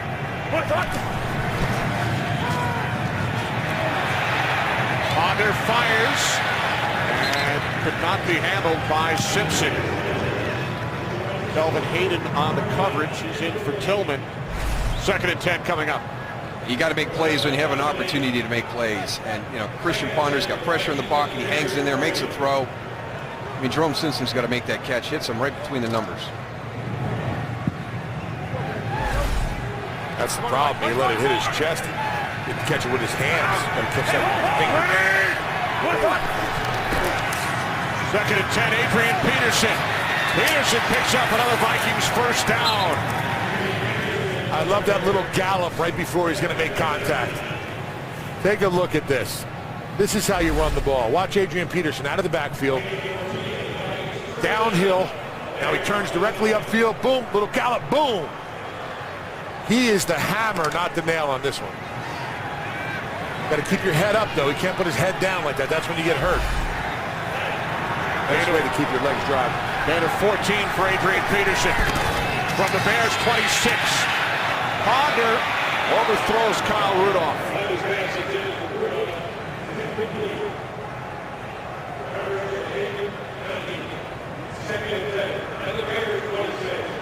But if you keep giving the ball to Adrian Peterson, you're going to soften that defense. Chris Conte, Major Wright, they have to be involved in the run game to get up there and give that support.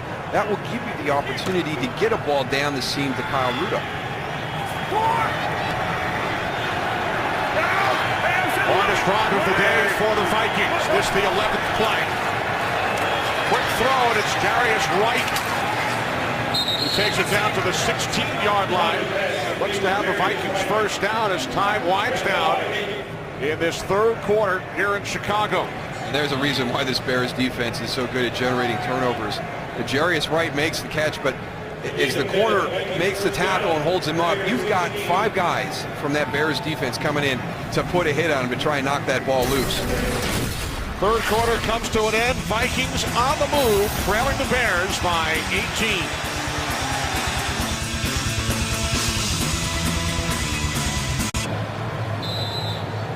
Back in Chicago, Kenny Albert, Darryl Johnston, Tony Siragusa. Start the fourth quarter. Bears lead by 18. First and 10 from the 16-yard line for the Vikings.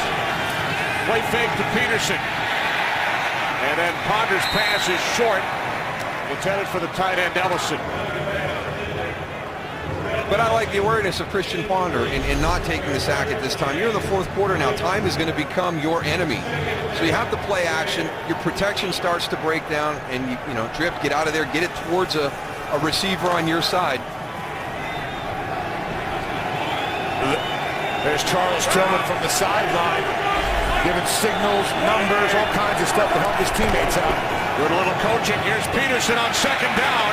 And Peterson picked up by Major Wright. Takes it down to the 8-yard line of Chicago. He's in the zone right now, Darryl. He is. He really, he hits the ground and he's up and he's walking back to the huddle. And he wants the ball again. I want it again. Give it to me again. Exactly. 38 yards on this drive for Peterson. Vikings now facing a third down and 2 from the Bears 8.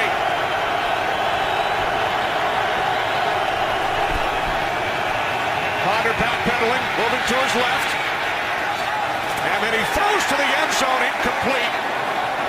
Intended for Jarius Wright. Kelvin Hayden on the coverage.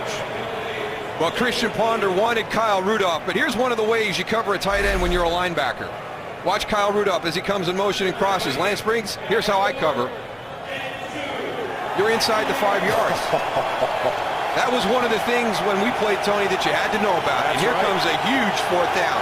That's the intimidation factor right there. Next time you come across that middle, think about it. Vikings go for it on fourth down and 2. Ponder again moving left, under pressure, and it's incomplete. I don't know, Darryl. I think Adrian Peterson was ready to go and take the ball. I don't like that call.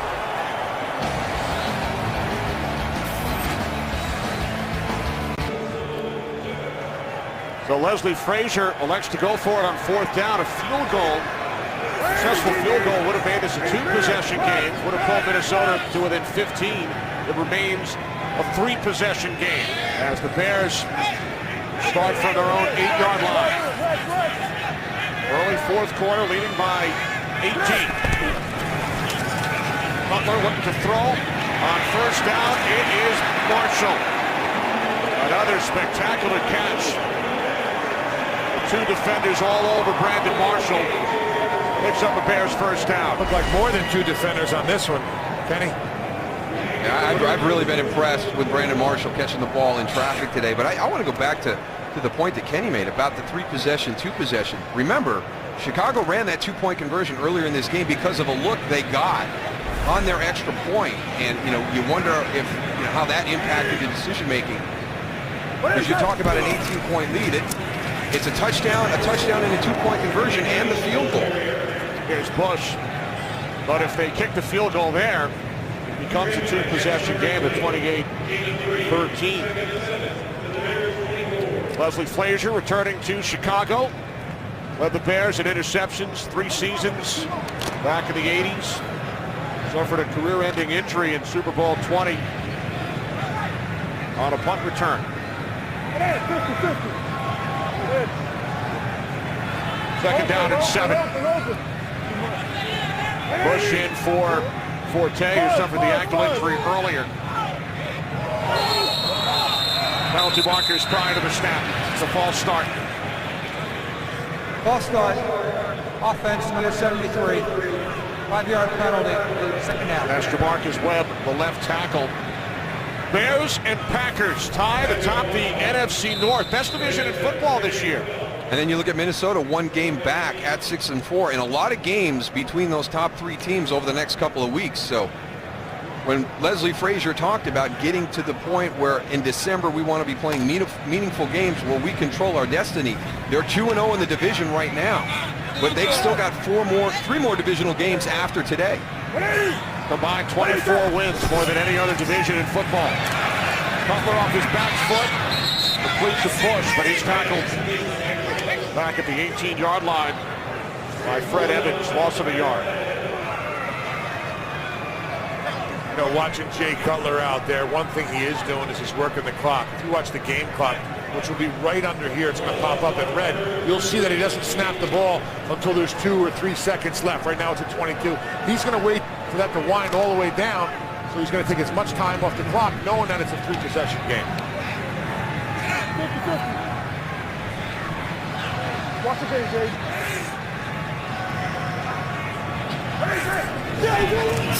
On 3rd and 13, the delayed handoff to Bush. Tackled at the 25 by Raymond. So now the Bears will punt it away with just over 11 minutes remaining. It's one of the things that I've been impressed with the offense today too, Tony. You know, the ability to have these time taken off the clock, you know, getting kind of back to that Bear style that remember years ago. That all running the football. All falls right into place when we talked about before the game. They got to stick with the run game. They established that early.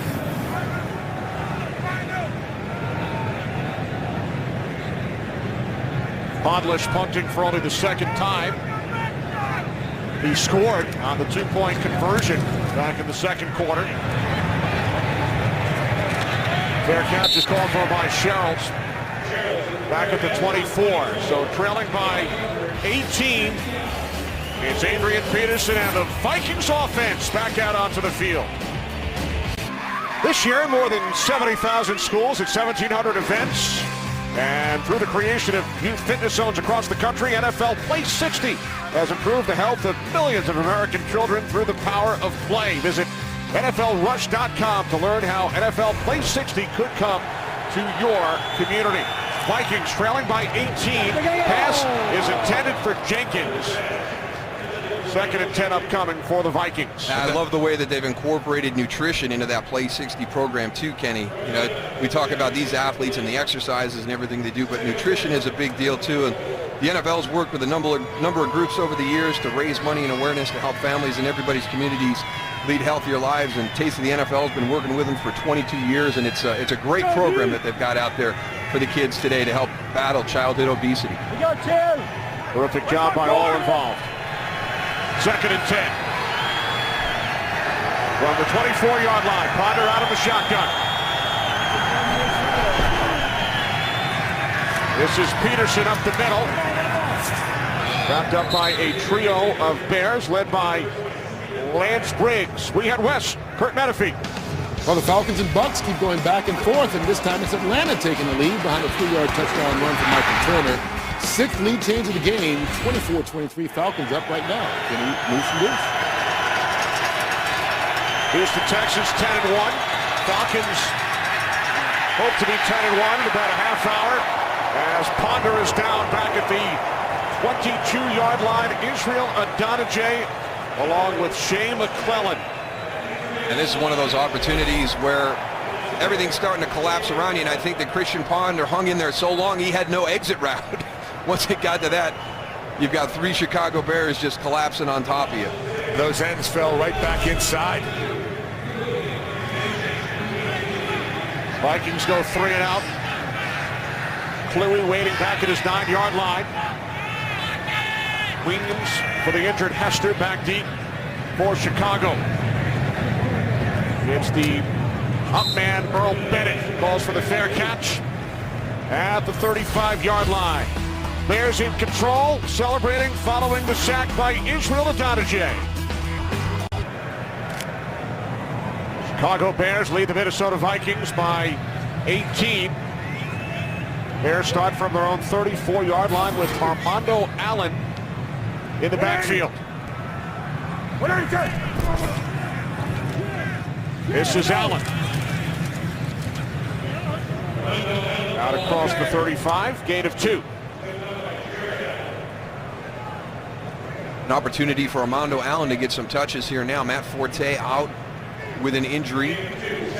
Michael Bush been carrying the load here since Matt Forte went out. How about We'll see how Jay Cutler, There you go. you're talking about threading the needle in his passing game. We'll see how good he does with the laces right there. How can you say he's not a good teammate? That was a nice bow right there. Now think back to what took place between Cutler and Jamarcus Webb earlier this season, and then piece those 2 shots together. Hey, Jay, can you tie my shoe for me? Absolutely not. You're getting me killed out here. Now with the play clock winding down, Should have put a double knot in that. thanks to the lost shoe of Webb, Bears forced to use a timeout. That's the one bad thing when the QB's tying your shoe. He can't get the play called in the huddle. Bears and Vikings will do it again in 2 weeks in Minneapolis. Chicago leading today 28-10. Cutler on 2nd down. Over the top, off the hands of Marshall, and then nearly picked off by Greenway. I tell you what, he does all the dirty work as a wide receiver, Brandon Marshall. And we've heard about the wide receiver position in the NFL becoming a diva position. This guy's not running a lot of deep routes this afternoon. He's running ins, he's running slants, he's running hitches. 54. He's got 12 receptions, but he hasn't even broken 100 yards yet, Kenny. Averaging just under 8 yards per reception. 3rd down and 8.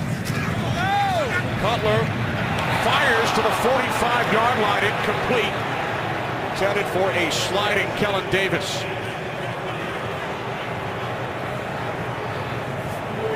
Jay Cutler not too happy with that right there. Thought he maybe put the ball right where it needed to be. I think he did. Just pass the outstretched arms. It's on the back shoulder, but Kellen Davis has got to make that catch.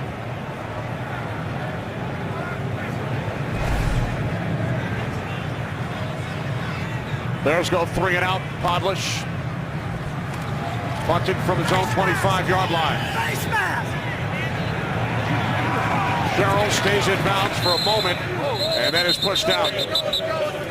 With 8:23 remaining in the 4th as Rudolph heads to the locker room. College football's biggest championship games return to Fox Friday. The Pac-12 championship, UCLA and Stanford. Then on Saturday, the Big Ten championship, Nebraska and Wisconsin.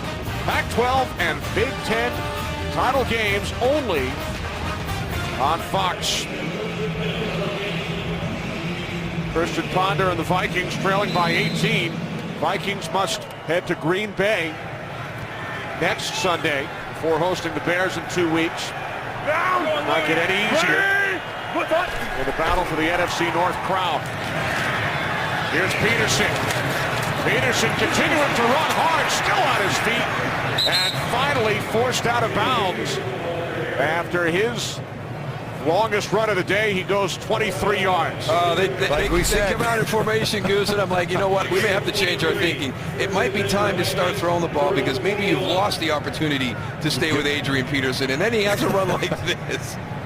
You can't give up now. Oh, my gosh, the guy is unbelievable.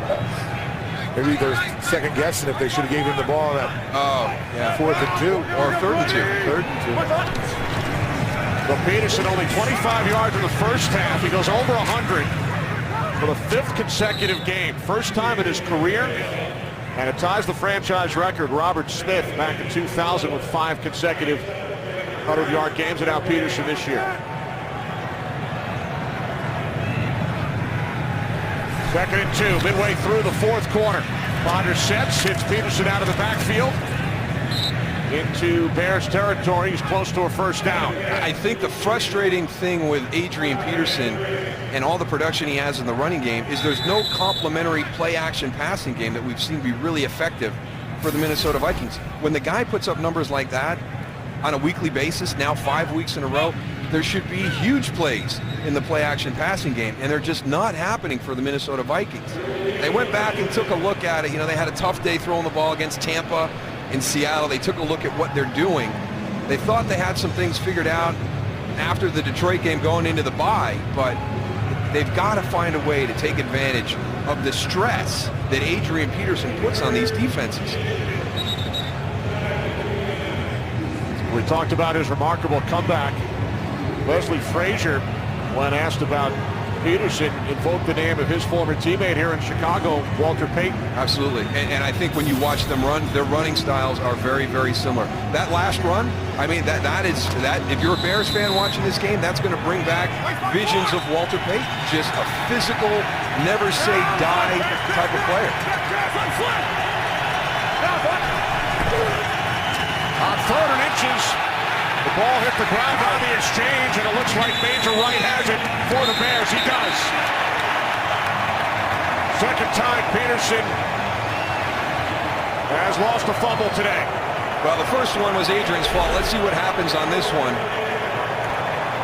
That's on Adrian too. Christian Ponder's got it out. He tried to take it from Christian as opposed to letting him place it into the pocket.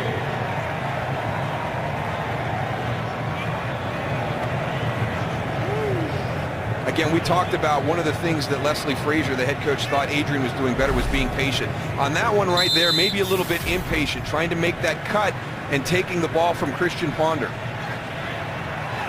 3rd Vikings turnover. So the Bears take over at midfield. Bush, who has 2 touchdowns for the Bears today, puts the fend off Brinkley. Bush down at the 47, gain of 3. We saw Kyle Rudolph of the Vikings head off moments ago, their starting tight end, and he is being evaluated for a possible concussion. Bears have lost 5 players today due to injury. Hester, a concussion. Lance Lewis, a knee injury, both ruled out. Spencer, a knee. Forte, an ankle. Tillman, an ankle. Physical game today. It's Bears Vikings in the NFC North.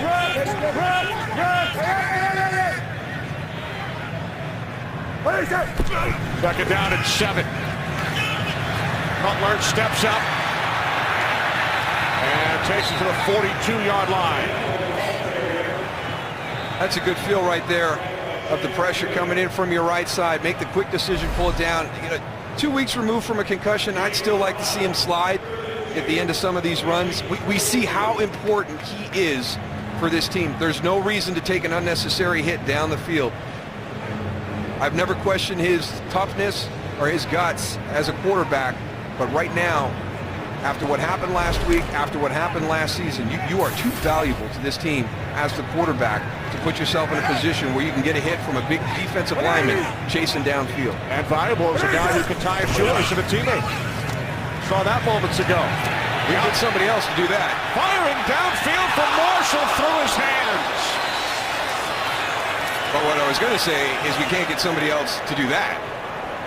If Brandon Marshall makes that catch, finally, we've seen it all afternoon. It's been short route after short route after short route.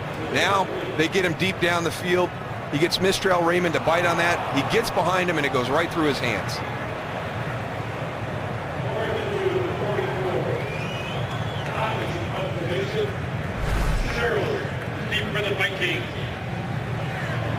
So Podlish to punt for the 3rd consecutive possession.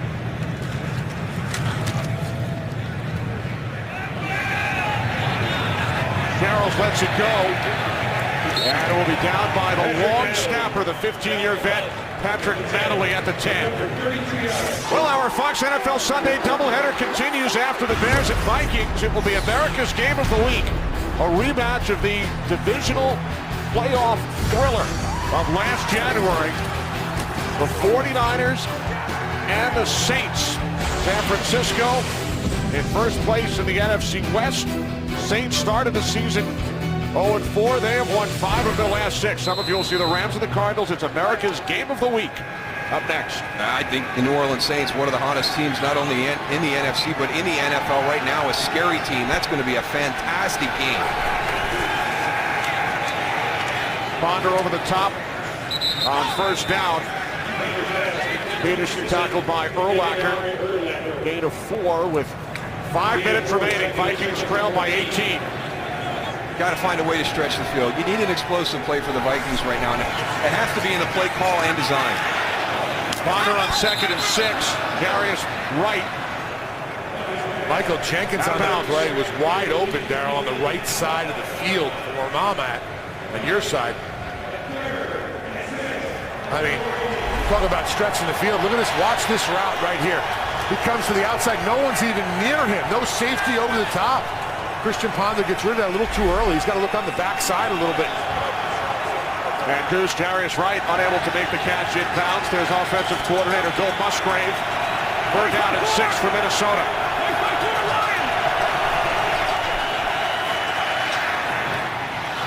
Ponder throws on third down, and it's Wright who picks up a Vikings first. There's a heck of a catch. Darius Wright, the rookie out of Arkansas. It's his 23rd birthday today. Playing in his second game following the injury suffered by Harvin. Now it's Peterson on the screen, and he's tackled by Urlacher. And there is a flag. Looked like a horse collar tackle by Brian Urlacher on Adrian Peterson.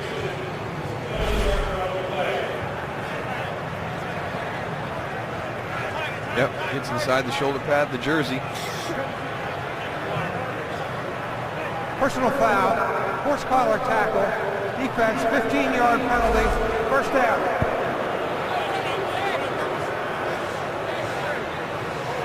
Two of the greats of this generation of the National Football League, Adrian Peterson and Brian Urlacher. I don't think Brian Urlacher liked that call. You know, it's tough, man. When you got Adrian Peterson making a cut like he did, and all of a sudden your body's going, that's all Brian could do is reach out and grab something. It just happened to be jersey in the back of the helmet. Ponder on first down. It is deflected a couple of times and picked off by Tim Jennings, his 9th of the season.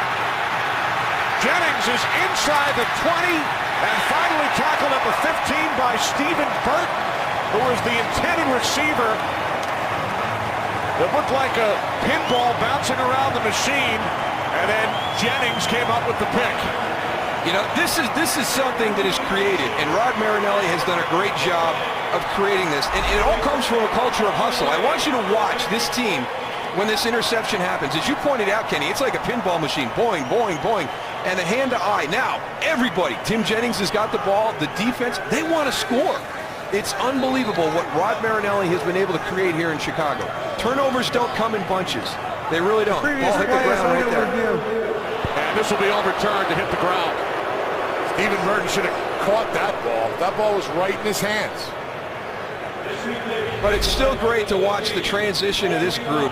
When that ball is intercepted or there's a fumble recovery, they become like an offense going down the field.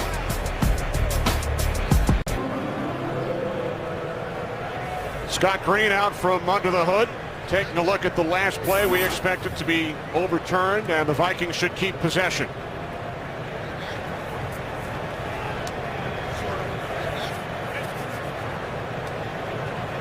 After reviewing the play, the ball did hit the ground. The pass is incomplete. It'll be second down. Please reset the game clock to 4 minutes and 14 seconds. Chris Conti with an opportunity after it deflected away from Burton. Hits the ground there before the left foot of Conti knocks it back up into the hands of Tim Jennings. Even though it was coming back, it was fun to watch.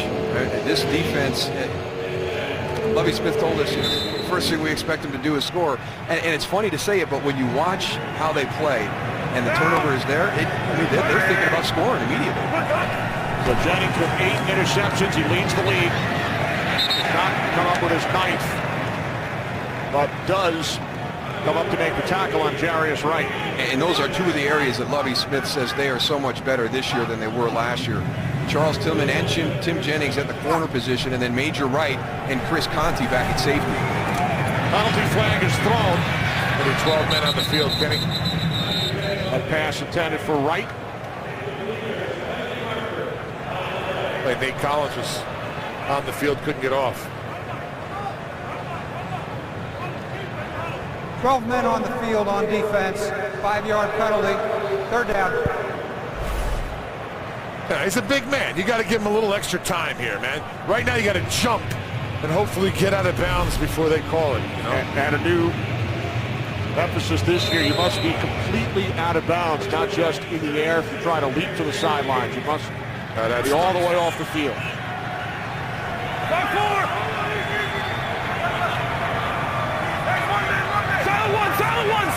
Third down and 5 for Minnesota. Empty backfield under 4 minutes to play. Ponder airing it out. He was looking for the former Bear, Devin Aromashodu, and it's Zach Pullman, who was in camp with the Vikings this year on the coverage. Coming out of the slot. Just a seam release down the field. Keeps his inside position, gets the head around. The most important thing you can teach young players, get that head around. You get quite a bit of leeway with the officials if you get that head around.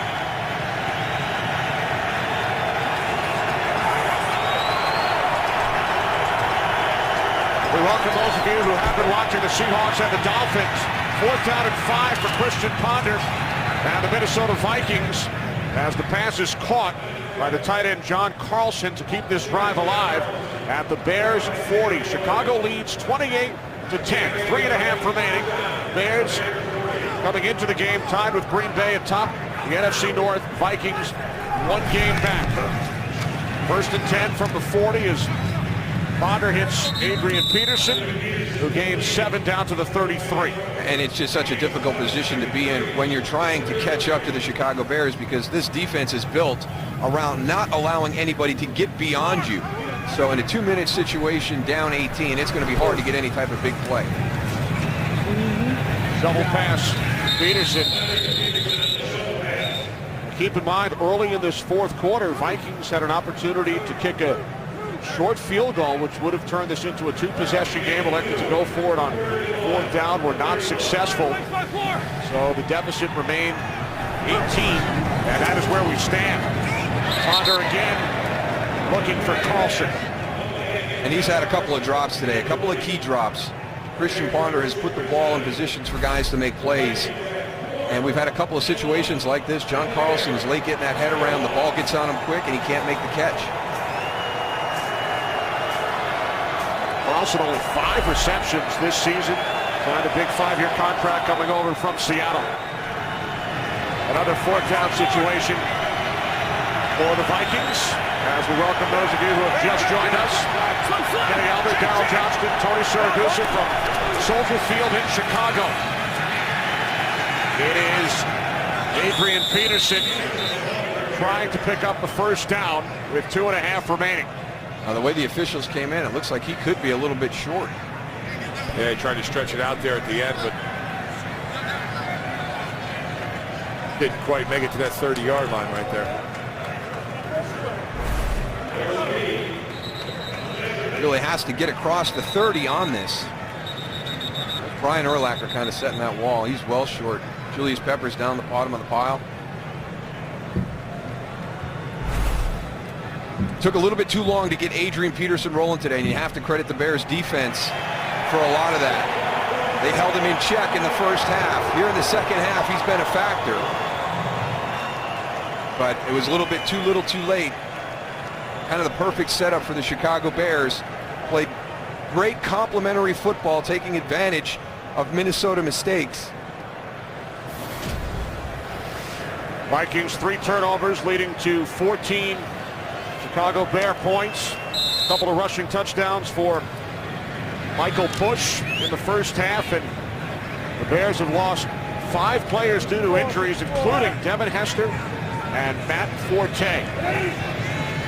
But they lead by 18, 2:28 remaining. As Cutler hands it off to Bush, Jay Cutler in his return missed the last 6 quarters. 2nd half against Houston. Entire game on Monday in San Francisco. Bears lost both games after starting the season 7-1, but in control today as they will raise their record to 8-3 with a victory over the Vikings. And then we'll watch as the Packers take on the Giants tonight. We have hit the 2-minute warning here in Chicago. Jay Cutler and the Chicago Bears back on track. as they lead the Vikings 28-10 with 2 minutes remaining. These teams will do it again 2 weeks from today in Minneapolis. Here's Bush. We head to Los Angeles for a game break with Patrick O'Neill. Patrick. Thank you, Kenny. Coming up next, America's Game of the Week. Colin Kaepernick earned the start over Alex Smith. And Drew Brees, 28 touchdowns. Saints have won 5 of 6, a rematch of last year's NFC Divisional. Well, it certainly is the great debate. Kenny, Moose, and Goose. Who do you start, Kaepernick or Smith? Well, we got a pretty good guy calling that game. I'm looking forward to hear what Troy Aikman has to say about that decision. I don't know. Kaepernick's pretty hot from last week, Daryl.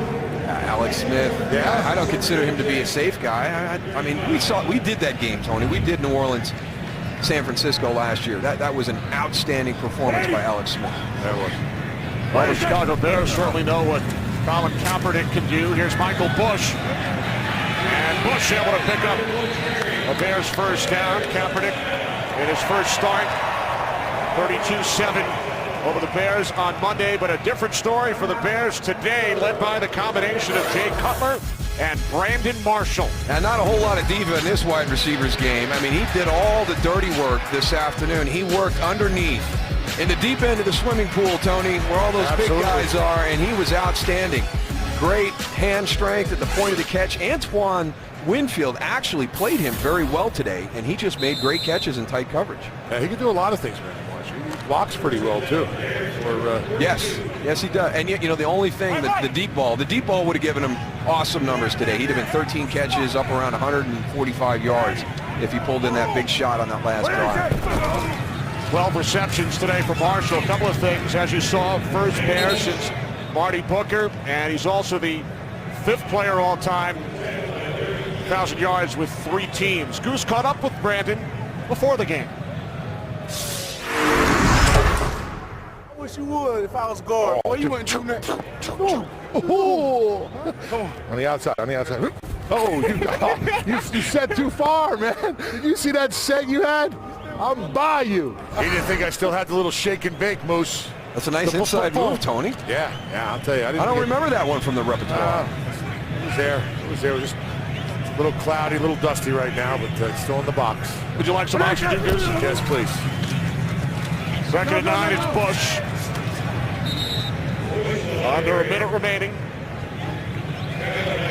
FC game break coming up with Kurt, Terry, Howie, Michael, and Jimmy. They'll have scores and highlights from around the league and get you ready for America's Game of the Week. Most of you will see the 49ers and the Saints. Great job by our entire crew here in Chicago, led by producer Barry Landis, director Brian Lilly, associate directors Eric Mandia and Joe Williams, broadcast associate Paul Marmero, technical producer is Sid Drexler, technical director Chris Castro, pregame show produced by Bill Richards, directed by Bob Levy. With 20 seconds remaining, Bears will go to 8-3. Only the Falcons have more wins in the NFC. Big game tonight. Green Bay Packers, New York Giants. Bears win their 6th in a row over the Vikings and end their 2-game losing streak.